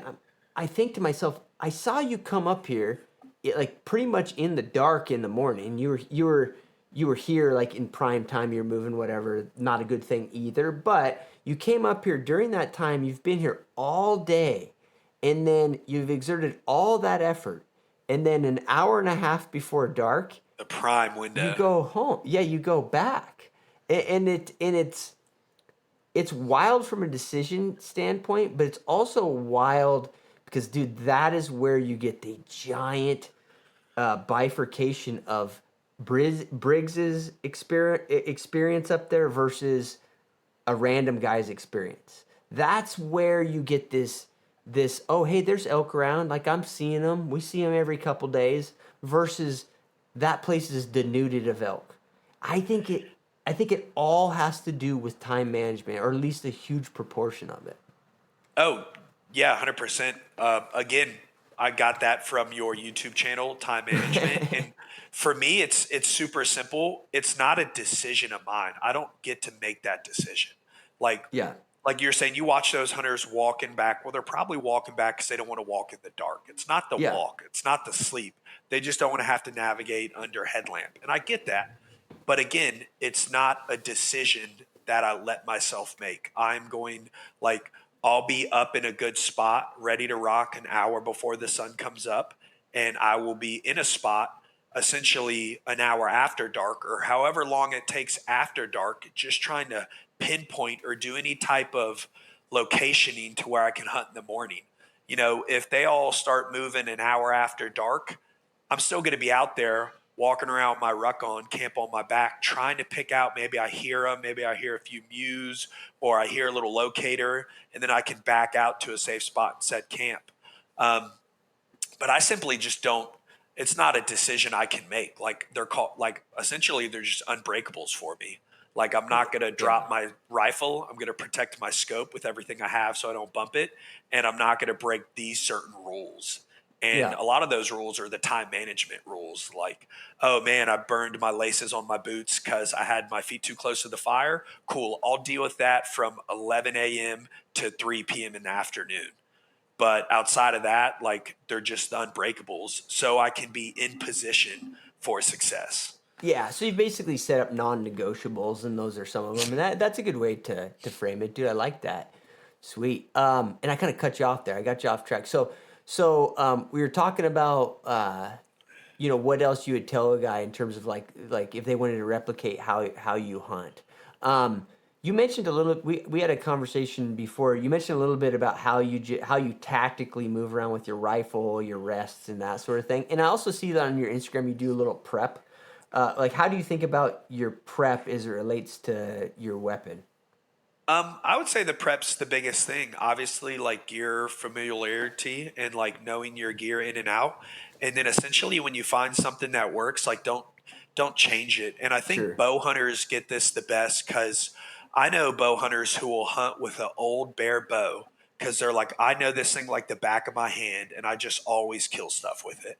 And you're like, man, you sure you don't want a new one? And they're like, no, I just know this. And I think whatever it comes down to is you have to know it. You have to be very, very familiar with it, have it be an extension of you, but then also like not fall into the trap of like editing it. Like, oh, I want a new scope or I want a new suppressor or Right. like I want to try a new bullet. If it's working, keep it together. The learning curve's already done with it. And then I'd say the biggest part is like I navigate the woods the same rifle hunting as I do bow hunting. So like when I navigate through the woods with bow hunting, I would have like a spot hog and it would be a single pin with 2 spots on it. So when I would walk around, if everything is like 40 yards and farther, I would set it to like 30 because I'm like, well, nothing's going to be 20. It's probably going to be 50. I'll set to 30. I'll gap shoot. So the whole time I'm walking around the woods, I'm adjusting my bow sight to where it's ready. If something pops out, I can just draw back and gap shoot. If I'm, if everything's like 20 yards and in, I have it all the way down to my safety stop and I have my release on it and I'm like, I can just draw and shoot. And as my terrain opens up, I start to edit and manipulate my bow sight to give me the best option to just snap shoot on the spot. And I feel like I don't really see anyone do that with a rifle. So I have a 3-in-1 mag and I have a bipod on it. And my bipod is 19 to 29 inches and it's very thin. And I watch a lot of guys come with bipods that are like 9-inch bipods. And I'm like, man, what the fuck are you going to do with that? Right. Like this hay's up to my knees. Yeah. And on top of that, so I think the biggest thing is you have to, for me, I get a bipod where I can sit down right on my butt and shoot. And then as I'm walking around, I know the limits of me and my rifle. So 50 yards and in, I don't have the bipod out or anything. I'm just going to shoot. Like I'm just going to throw the gun up, hold center mass, slow squeeze, shoot. 50 yards to 150 yards, I'm going to shoot off my bipod on my butt. And then 150 yards and farther, I'm going to be on a pack, like 150 to 300, I'll be on a pack. And then 300 and farther, I have to be front and rear support, locked in. But then as I walk around, so like guys, I'll watch guys, I'll glass them up as I see them walk by, and they have their bipod like fully closed, no legs telescoped, not out, and they'll have the rifle slung over their shoulder. And I'm like, we're out here hunting. I was like, if you see an elk, you're going to have like feasibly 10 seconds, and that's kind of pushing it, and nothing's ready. So when I walk around, I have the bipod out. I have my legs telescoped. I have everything set, the zoom set on where I think I'll be most optimal. And then as I change through the terrain, I change my setup. So like if I'm walking a ridge and I think elk are going to be down, so I'm going to shoot down a ridge. Obviously, it's going to be different than if I'm shooting up with the bipod. So I'll sit down on my butt and I'll get everything lined up, adjust my legs, and be like, all right, if one walks out while I walk this 500-meter ridge, I'm just going to be able to sit straight down and shoot it. Then let's say I'm walking up a draw, reverse, like I'm walking up a drainage. I'm like, oh, if one feeds out of this hill up here, now it's reverse. Now I'm going to have to probably lay on my chest and shoot up the hill. So I adjust everything. And I spend my day just navigating the woods like that. Sure. So that way, essentially, every different situation I come into elk hunting, I'm already set. I already know this is ready to rock, shooting uphill, downhill, flat. If I'm walking across a big field, I have it fully telescoped 29 inches. And then I know I'm just going to sit straight down on my butt, crisscross applesauce, like Indian style, and squeeze one off, and I'll be good to like 200 that. And if I know if they're farther than 200, then I'll sling my pack off and shoot off that. And I think that's the biggest thing where I get success is I train that. A big part of the Army was you would do like fire missions. You would train whatever your sequence is. We call them like fire missions. I was a mortar, but you would train that shooting sequence a billion times in a billion different scenarios. And I feel like people don't do that with their gun. They don't train how to shoot off the pack. They don't understand their abilities and how they're going to do it. I know exactly from like 0 meters to 600 meters how I need to shoot and what I need to.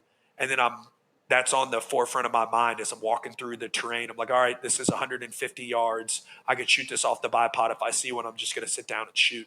And then I train it. Like one of my videos on my Instagram is I'm sitting on my butt with my bipod telescoped and I'm dry firing on chickens running across the yard. Sure. So we have chickens, and as they squirt out of the run, I would just do little cow calls and they would freeze and the gun's unloaded. Of course, I'm just dry firing. And Yeah. I would just, center mass where I think like a good picture would be for the vitals. And I just squeeze one off and then another one would run out and I would cow call, freeze it. And, spending time like that, which people think is kind of like not training, because it's not like the lipstick training. You're not sweating, you're not running, you're not rucking, you don't have the recoil, but you can get, 30 minutes of dry fire in on moving targets and getting that side accusation. I mean, you can do that 3 times a week and get 500 reps in before you go on a hunt. Oh And yeah. I don't feel like much people do it outside of, prior military or law enforcement, someone who they've been trained in that type of training. For everyone else, kind of like civilian stage, unless you kind of grew up from a prior law enforcement or military, they're just like, well, I'll just figure out how to shoot it when I see it. Yeah. Yeah, no, I think it's very much. Are you familiar with the Dunning-Kruger effect? Yes, sir. For listeners who aren't, it's the concept of we learn a little bit, we think we're an expert, almost a lot of times in almost a dangerous way, and then as we learn a little bit more, we realize how crappy we are at things, and then if we really stick at it for a lot of years, we actually become good at it, right? And I feel like with rifle shooting, this part of rifle shooting, it applies so much because Briggs, 90% of the guys that go out in the woods, they've shot a little bit at the range, they've shot their rifle a little bit, they've got it zeroed in. Maybe they've even tried a little bit of positional stuff. They feel good, they're ready. They have never actually figured out how long it takes them to deploy their bipod. That's Uh-huh. 90% of rifle hunters. And so the reason they're not doing what you're doing is because they think that going to the seated position or going to the prone position or shooting over their pack, they think that's a given. They think that they know enough that is going to take them 20 seconds. They don't know like they can't differentiate how long it actually takes. The reason you're doing it is that it's not practical for you to do it once the situation arises, because you've trained it enough to know that's the case. And I think it's super common, man. Like, it's brutal. The extreme case of it, Briggs, is I mean, if you, for God's sakes, man, if you're on a long spot and stock mission and you're on the stock and you're on the, let's say you're gonna get 200 yards from the bull before you shoot him, but your last, what I would call, peaceful part of the stock where you have cover is at 250 yards, and so that next 50 yards they could potentially see you. Before Uh-huh. you get to that mark where they can detect you, get your bipod out, and sit Yeah, down have and it out. Get ready. have it out and do that last little bit of, Adjust your legs. Get yeah, everything ready.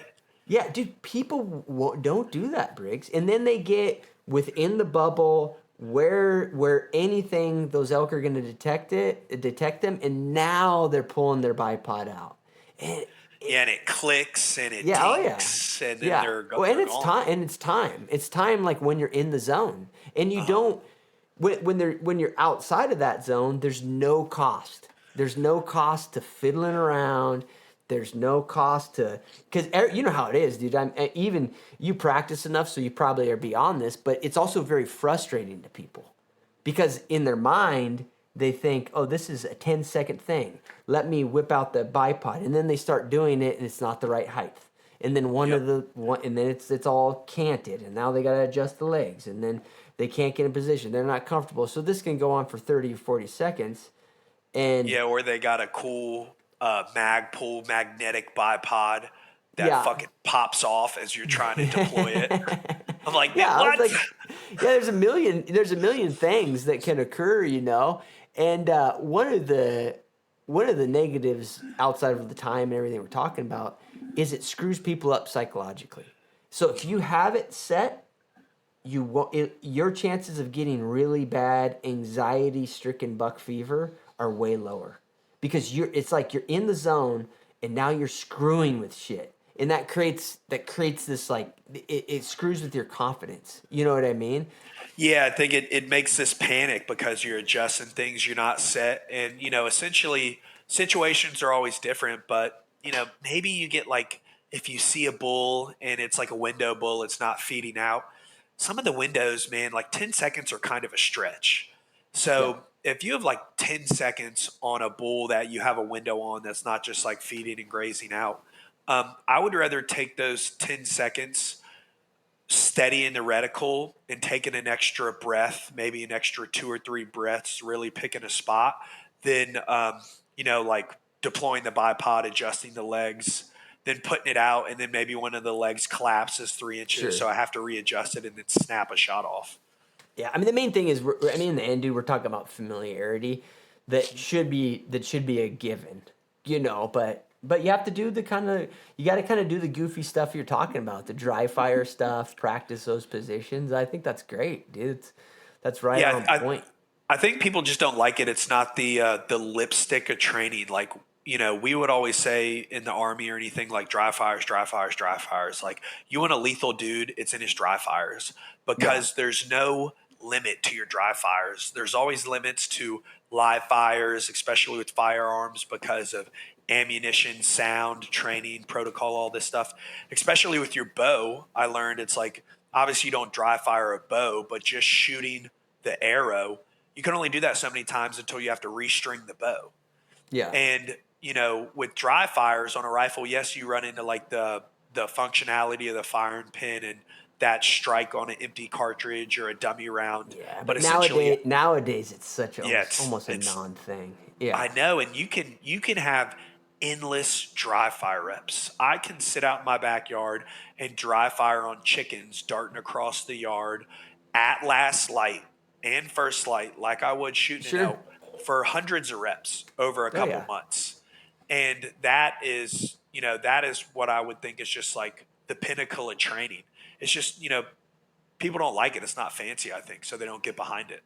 yeah, yeah, yeah. Once people get it, I think people who do it a couple times that use, a lot of the value of it clicks pretty good, and then you start doing it pretty consistently. Mhm. Um, last couple, last we'll put it into one question for you, Briggs, and I didn't tee you up on this, so sometimes this can be a little tricky. So take some time and think about it. But underrated gear and overrated gear. You got any thoughts from this last year?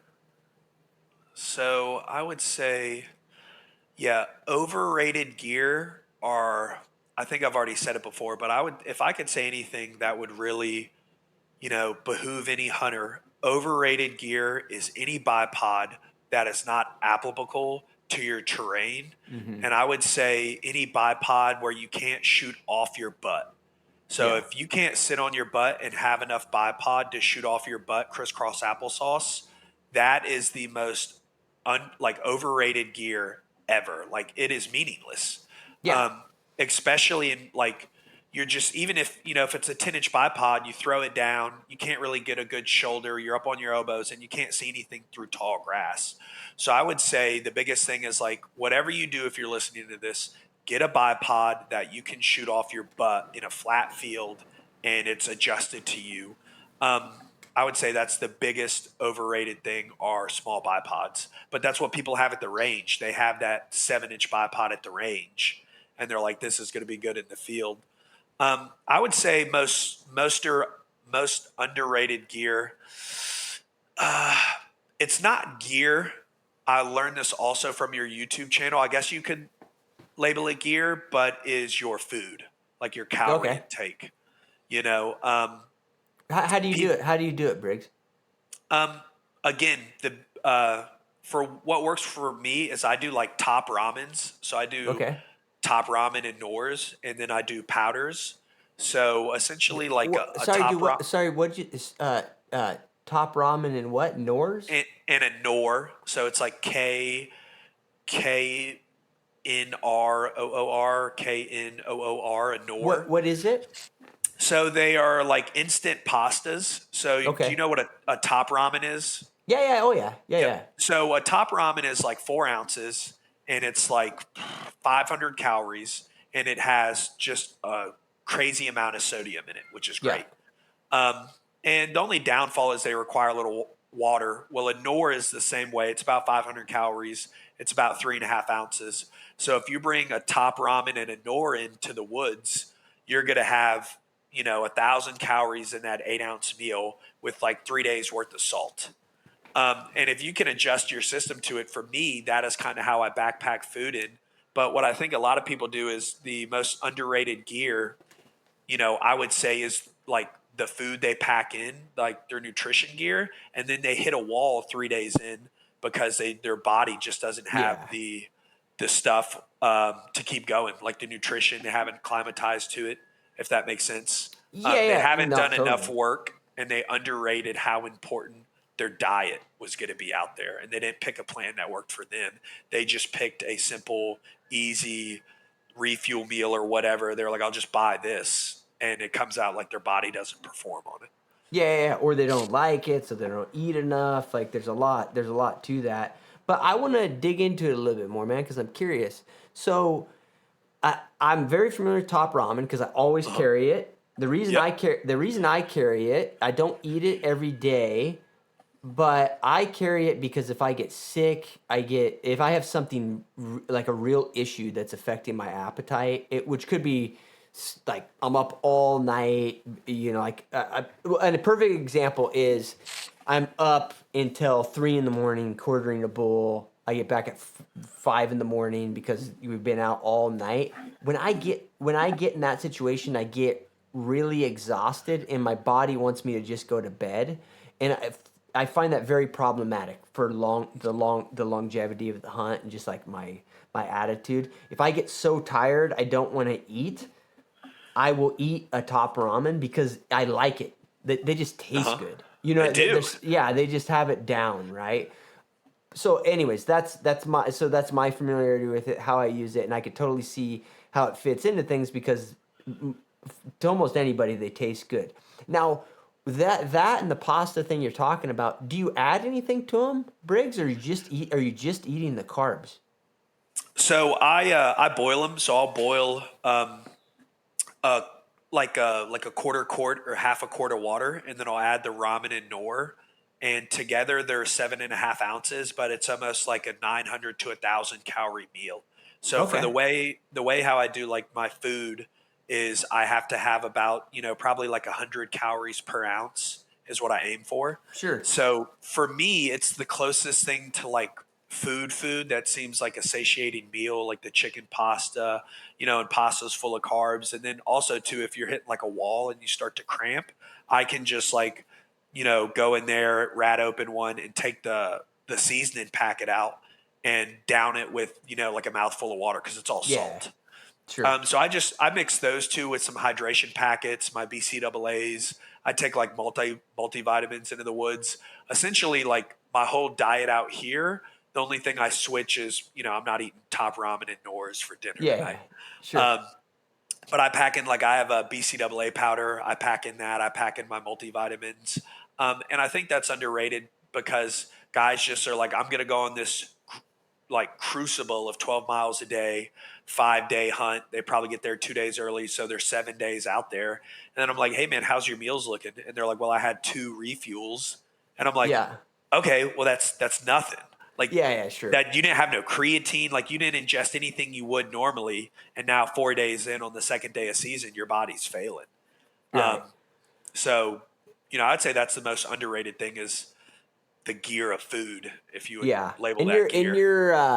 yeah, and so the stuff this Anor and ramen, your one thing about it is you're for sure getting enough calories. Like you're I mean that's a thousand calories between the two. I'm interested you because I would think because you don't add any supplemental protein to them, and it doesn't you feel good to know, So dude. So I do pack in protein powder. I'll Okay. pack in a 100 grams of protein for the day. And this year, 100 grams of protein powder was like 4 scoops. It was like 3.5, but it weighed about 4.5 ounces. So Yeah. an ounce of protein powder that I had was about 25 grams. So for 4 ounces, I could take in 100 grams of protein. And I was just looking at anything else that was 100 grams of protein, and it's much heavier than four Oh yeah. ounces. Sure. And Yep. you do like it is inconvenient because it does take up water. But my thing is like I want to hunt around water anyways. Like Yeah, you're around water all the I don't want to time. be Yeah. around too. too far away from water anyways. And I don't eat during like the hunting times. The time management, I'm only going to eat really in the midday and as I make camp at night. So, in the midday, I'm probably going to be around water anyway. So that level I use doesn't matter because I'm a refit before I leave. Sure. And then it will probably stay topped off until that night. And then I'll use, I bring in 100 ounces in a Camelback. I use that, cook that night, save enough for the coffee in the morning, and then I refuel at the next water spot the next day. Yeah. So that was a big argument for people. They said it was way too much water. And I was like, well, I try not to be too far away from water when I hunt anyways. Yeah. Guys, I've been using onX Maps for almost 2 decades now, hunting, guiding, outfitting. It is the gold standard tool when it comes to mapping software in the hunting world. They've been a huge supporter of my content for multiple years. So if you want to support me and you want to support them, use my code CliffG for 20% off at onxmaps.com. It is an awesome tool that I use all the time when I'm preparing for hunts, and I use it almost every single day in the field. For navigation, knowing unit boundaries, knowing private land boundaries, it is the tool you have to have. I don't view it as a negative either. There are topographies, Briggs, where I think it can be an issue. I mean, if you start, like, spots that come to my mind are the river systems in Idaho. All the water's in the bottom. So Oh if yeah, you like at are 7,000 feet. yeah, if you're hunting the ridges, I mean, there's springs and stuff. You figure it out. But even though from an elk's mindset, you're close to the water all the time, you don't. From a human perspective, it sucks if you have to go down to the bottom. You know what I mean? Oh my gosh, yeah. So those sort of topographies, it makes sense. I think most of Colorado, water. Who cares? You know what I mean? I think that's more of a just dependent on the type of hunt and stuff. If you really got Yeah, they're hunting at 10,000 feet and have to drop down to 8 or something to get water. Yeah, I am curious, man, because you're working out of a backpack quite often, and sounds like you're pretty weight sensitive. What are you using for shelter, sleeping bag on that front? So shelter, I use a Landshear Pro 2. Okay, I'm And not that's familiar. I'm not familiar with them. Yeah, so the Landshear is like a backpacking tent for like trail backpackers. So it's Okay, advertised for like Appalachian trail hikers. And a lot of my weight rules and things I kind of do, I've learned off YouTube trail hikers, like dudes who do the Appalachian and everything. sure. Um, and the Landshear is pretty good. It's not too bad. It's like $200 on Amazon, and Okay, it's very light. It's a trek and pull tent, but it's closed in. And if you get the 2-person tent, it's definitely big enough for you. But I find with the 2-person tent, it's sub $200. It's not heavy. I think it's like 38 ounces, and you can fit yourself and your gear in it, your rifle. Um, so that's not bad. My sleeping bag, I actually just bought a new one. The other one I kind of burned up in a campfire. Uh, I don't remember the brand. I just went for the lightest one that was sub 40 degrees. yeah, So, and a lot of that stuff I'm splitting hairs with because, you know, if it's lighter, it costs more. But you get to this point where you don't really get that much a rate of return on the weight. So what I hmm do is like, I know it's going to be like maybe 20, 25 degrees at night up on the flat tops. So sleeping bags that are rated to 40 degrees, right? That's not as cold as 20 degrees, but they can get substantially very light.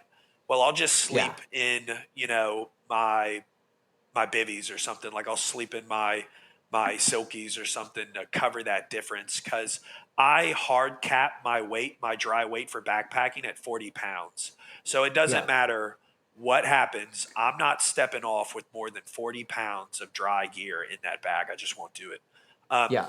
so I find the in betweens like that. Like, would I like a sleeping bag that was, down at 0 degrees or -5? That'd be great, but they're all like 4 pounds. If I Yeah, get a okay, 40 so to go ahead.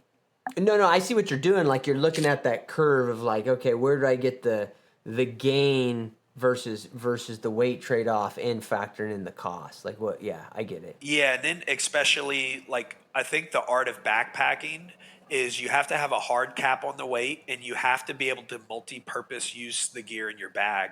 So I have a 40-degree bag. It's down to 40 degrees. Some people wouldn't ever think of taking that in the woods backpacking. But then I also have all my my wearable gear, like my silkies, my warm weather and stuff. So I'm like, okay, well, I'll carry this 2 pound sleeping bag in that's 40 degrees. And then if I'm too cold, I'll just sleep in my silkies or my warm weather gear. Yeah. Now, essentially, I've covered both problems. Um, and just things like that, like what gear can you multi-purpose use? Like, game bags. Game bags are my pillows, anything like that. Dudes Okay. packing like inflatable pillows. I'm like, no, I have game bags for that. Sure. Uh, Trekking poles. I use the trekking poles for my tent. That's it. I don't like really using trekking poles. So I get the lightest trekking poles out there. Yeah, dude. So okay, all right. So this is good stuff because there is a there's a bias, including from guys like me, because on the cost front, guys send me sleeping bags all the time, Uh right? huh. So and the other thing is I'm a total weenie, and I tend to be all like I would never take a 40-degree bag up there. You know what I mean? Like I'm usually the 15, 10, 0, Oh yeah. Oh yeah. that sort of thing. Now like I'm not as dependent on the back. I'll go spike out for a night or two, but I'm not Uh huh. progressively backpacking. So there's little differences. But if you don't mind, Briggs, because I love the value orientation, and my brain is warped because of the dynamic I just told you. Like guys send me free shit all the time, so I have stuff that I get to test all the time, right? So I think that I think I'm very transparent about that in terms of if I like things or not, but. The cost of things is not always calculated into that, right? Just because it's not like a factor that's hitting me. Let's go through your pack, dude. Like, what are you? Is you like what kind of pack do you mind going through this, man? No, no, I don't Okay, mind at all. let's do it I'm because I want to hear where you have found things where the cost value didn't make sense to get like the best whiz bang thing. So go through your pack. I want to hear what pack you use, any of that stuff. Okay. Well, first thing before you do anything, you have to have a limit, like a hard limit. And so if you don't, you just won't ever align with it. My hard limit, I set every year, is 40 pounds dry. So I'll bring in 100 ounces of water, which is like 6.25 pounds. But my dry gear, I weigh it, it's going to be below 40 pounds guaranteed. With that being said, my ruck, I use the Sitka Mountain Hauler 6200. It's like a 6 pound pack. It's like 575, I think. And Okay. then essentially, I just compartmentalize what I need in the pack. I need my wearables, so I need my gear. I need my essentially my gear, my food, and then what I would call like my elective gear, like battery packs, headlamps, stuff like that. Shelter, and with the shelter, you have your cooking kit, and that's it. And then I break those into subsections, and I try to get them as small as possible. So for like my wearable gear, I bring in the mountains. That is its separate kit I track. Then I track my shelter and cook kit, right? That's its separate thing. Then I track my food, and then I track my elective gear like battery packs, headlamps, extra headlamps, knife. Yeah. And then I go through each pack, and I might take a few weeks in each section during the off season, and then I just try to see where I can minimize weight. So the biggest one for me is like my wearable clothes. All right, so like what do I want to bring in for the elements? Like probably silkies, right? So I have a base layer that wicks stuff off, my cold weather gear, and then like a oh shit, I'm getting hypothermia jacket. Hey, And dude, go ahead. so I didn't mean to interrupt you, Briggs, but I'm just naive on this, dude. What are silkies? So silkies would be like the polyester that you wear on your skin. We Okay, refer so to them as okay, so a synthetic like base layer. yep, You're yep. talking. We Okay, all we right, okay, referred to them in the army as silkies, but okay. they're all polyester, I and got you. essentially it's what wicks away the sweat. Yeah, I got you. Yeah, I'm And following. so I get that, and then essentially I start browsing, on the internet. Like, I have a Sitka Inferno jacket. Well, I'm like, okay, how much does it weigh? I'm like, man, this thing weighs 28.5 ounces. Is there anything out there that is the same warmth that cuts out 10 ounces? Because ounces make pounds. Mm-hmm. And then you can use that, especially this year. One of my buddies turned me on to chat GBT. So Oh you yeah, can sure. you can do two sentences in chat GBT, and it can have 3 days of results. Like you can be like, what is the best lightest hunting sub $200 jacket, and it Yeah. will bring all the digits up. Yeah. So I would do that. I'd cut out this jacket, that jacket, cut this out. Um, But the for my key is the key, Briggs. You're doing this incrementally. Like you're not spending all your wad at one time in terms of money. You're just saying, okay, I'm going to try to see if I can improve this subsystem a little bit. correct. Yeah. So this is what I would spend my off season doing, right? Like Mm-hmm. I still want to elk hunt. I still want to do things towards elk hunting. So instead of waiting till like July to start thinking about these things, like even now, I'll think about it now, especially because of the budget. You don't have to buy it all at once. Yeah. So I'll have my elk packing list usually all year laid out upstairs in my layout spot. And then I Mm-hmm. just go to it and I see what can I improve that's not necessarily like my killable gear. Like I don't really want to change my weapon because Yeah. for me I perfected that, but my wearables, like how can I adjust this section? And then we all know tents can be pretty expensive. So I'm like, okay, what's the next? Have they made a new version of this tent that cuts out 8 ounces? That's not too far. And then I essentially spend the whole off season going through and trying to just, we refer to it as like killing babies, just Yeah. better them, and like what you think you need you don't. And then one of my main rules is if I didn't use it the year before, I'm not allowed to bring it the next year on the similar hunt. So if Yeah. I bring whatever the gear is, you name it, an e-tool, I'd never bring an e-tool, but if you brought an e-tool, if I got done with the hunt and I lay my pack out, the gear I don't use, I put in a box and I keep it in the corner. And then I'm just not allowed to use it on that same hunt next year. If I went a whole hunt without using it, besides like a rain jacket, obviously those are Sure. Yeah. subjective. Yeah. But a lot of this stuff you don't need to bring in the woods, and people do because they're comfortable items or feel good items. I just want to have it so I feel secure. And when you Yeah. get in a backpack, and especially when you're trying to do like 7, 8, 9 miles, it just builds on your body collectively. So if I hike around a pound and a half, whatever, for 5 days, I didn't need to. I mean, it's just taken out of my functionality and my killing success because ultimately it's just fatigue. Yeah. Yeah. And it's a oh man, I'll try to my thoughts on it. I'll try to keep it brief. Like there's some people will hear what you just said, Briggs, and there's a little truth to what some people's rebuttal will be, and they'll say, well, there's certain safety things or certain things like the rain jacket you allude to. Like you're not going to use them every time, but you need to have them in case of the 1 out of 20 trips that it's an emergency. I don't think we're talking about that, right? I'm sure you agree on some of those sort of things. But the other thing you mentioned is so huge, man, because it's like I used to always read these stories of climbers dying in the Maroon Bells Uh-huh. outside of Aspen there, and the explanation is always about they cut the trail, they did a shortcut, they got lost, they made a bad decision, they a rock hit them or whatever, right? You always hear that as the Uh-huh. explanation, but you're never gonna hear they died because their pack was too heavy. But if you think about it, some of those people die because their pack was too heavy.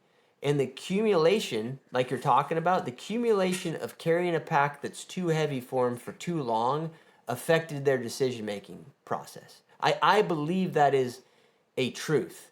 And I think that's like the, but we don't ever observe that. And I think with hunting, it's the same thing. Guys are always going to think, well, having this piece of gear makes me a more effective hunter. And I can prove that because I used it in this case, right? I'm Uh-huh. carrying 3 pairs of binoculars because I had to have my 15s because I was on this knob one time and I found an elk, right? Yep. And so the problem is we don't ever observe the inverse. We didn't kill an elk that trip because Cliff's pack was too heavy.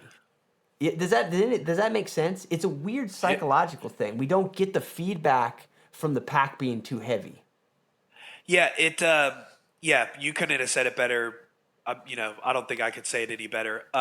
Yeah, overall, so it's actually a funny story last year. Like you brought up about like medical equipment or things like that. Like I was telling one of my buddies, not this past year, but the year before, he's like, should I bring a med kit? And I was like, nah, man, we don't need a med kit. I mean, maybe some like liquid Band-Aid or something if you get like a blister. But I was like, he's like, what about tourniquets? I'm like, nah, man, we got belts and stuff. And that's where I kind of talk about like secondary uses is like I've watched several guys that I've elk hunted with taken several tourniquets to the elk woods, and I'm like, at the end of the day, like if you need one tourniquet, you can probably make it yourself. If you know enough to carry a T-bar tourniquet into the woods, I can kind of make a tourniquet out of anything. Your belt, your shoelaces, a shirt, all you need is like that and a stick. And that's what I kind of mean about like killing the babies. Yes, is it nice to have like a 56 piece med kit if you need it and someone has a compound break in the ankle?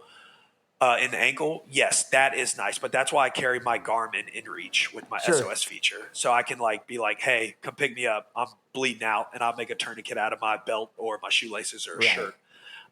And that's what I mean. It's like they're the items like that, I think, take away from people's killability and success. Because whether you like it or not, a 40-pound pack and a 47-pound pack, I think, can make or break someone's hunt 100%. I've hunted Oh with yeah. 47-pound packs, and by day 3, I am just like a fraction and shell of the hunter I'm normally.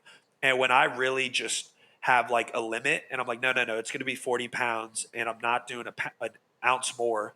It's just a compounding thing like 401k money. You don't feel it in the beginning, but on day 3 or 4, you're like, man, I'm still getting up. I still feel fine. The lactic Sure. acid hasn't beat me up so much. Um, just to say what you were saying, I think they think about it when they put it on. They put it on and they're like, this isn't that bad. And Yeah. that isn't where it's going to beat you up. It's going to beat you up in the latter part of the hunt, day 4 or 5, where you have to wake up and really start pushing it because you're coming to the end of the season. And that extra 7 pounds for the collective 30 miles or 40 miles they put in have just been the straw that breaks the camel's back. Yeah. No, I totally agree, man. And I do think that most guys that have tried to take some weight out of a pack on the med kit thing that you mentioned, it's the first place to start. There's a Everybody's carrying a med kit around that has a bunch of shit in there that it has no short term. It's not going to provide like any sort of like life or death solution. Clothespins, fish. I love the fishing line and fishing weights that are in these Yeah. kits. Yes. It's like what's going on here? I mean, even if you want to be like, I consider myself pretty paranoid, Briggs, but there's only really in my mind 3 or 4 things I need in that kit. I do not need a kit that has 80. Literally on the outside of the kit it says 82 piece med kit.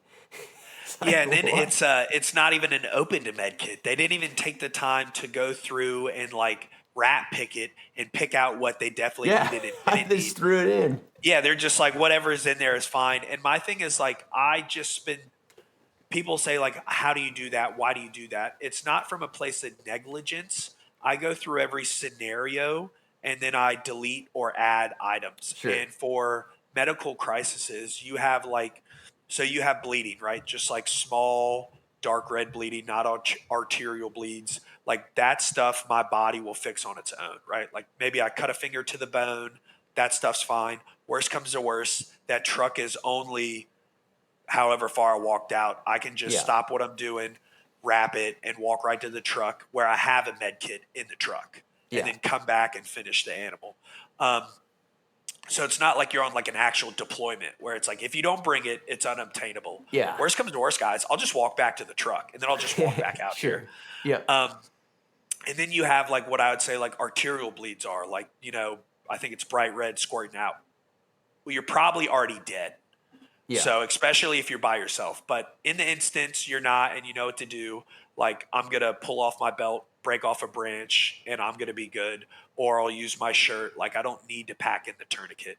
Yeah, as a T-bar tourniquet gonna be faster, yes. And then you have like, all right, like the biggest thing I'm afraid of is like compound breaks on my legs because I'm just, if I see a cliff face, I'm like, I'm getting to the bottom of it. There might be an elk down there. So if I do fall and like break an ankle or something and it pops out of my bone, well, I'm not getting out on my own anyways. I'm going to Garmin in for Yeah. a Sure. rescue.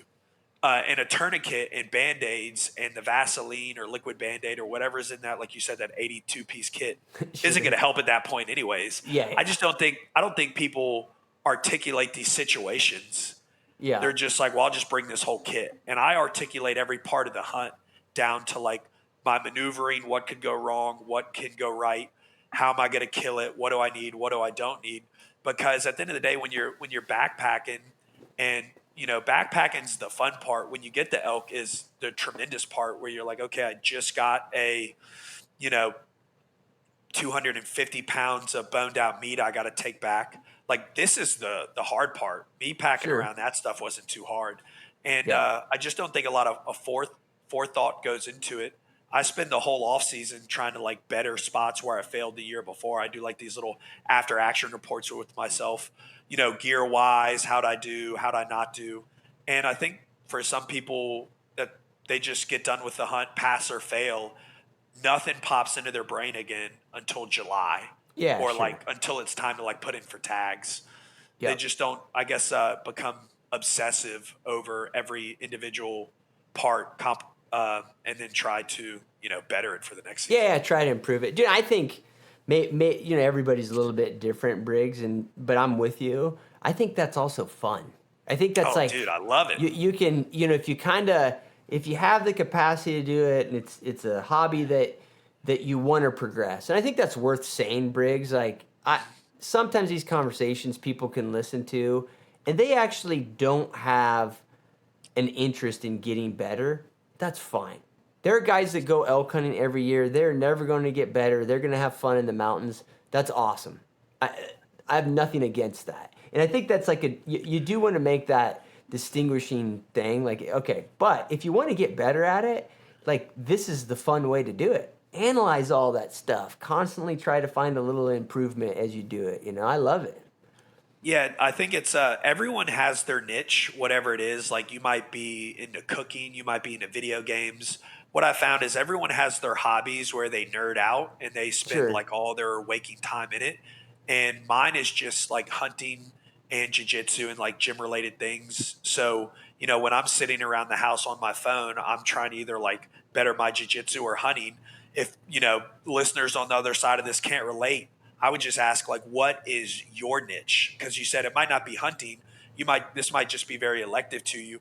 But whatever it is, man, I would just say master it. If you love it and you're very passionate about it, just try to find every avenue to get better at it. Yeah, no, for sure, dude. Briggs, we've been on for 2 hours, dude. So I greatly appreciate your time. Before I let you go, man, tell people where they can follow you. You can follow me at Briggs Pittman on Instagram, Facebook, and YouTube. If you like the comment, give it a follow. Let me know what you think in the comments. I pretty much post everything fighting related, like mixed martial arts, hunting. I'm a referee, so a lot of referee content and coaching. Sweet, dude. Well, thanks, man. I appreciate it. Appreciate it too, Cliff. You have a good night. If you enjoyed this content, do me a huge favor. Subscribe on whatever platform you consume it on. Spotify, Apple, YouTube, whatever works for you guys. Everything else is on my website, pursuitwithcliff.com. Go there and it's going to be very apparent to you that I work my ass off just to not have a real job. All the hunts I guide, all the seminars I put on, all the unique experiences I offer, and the membership site, all the details are there.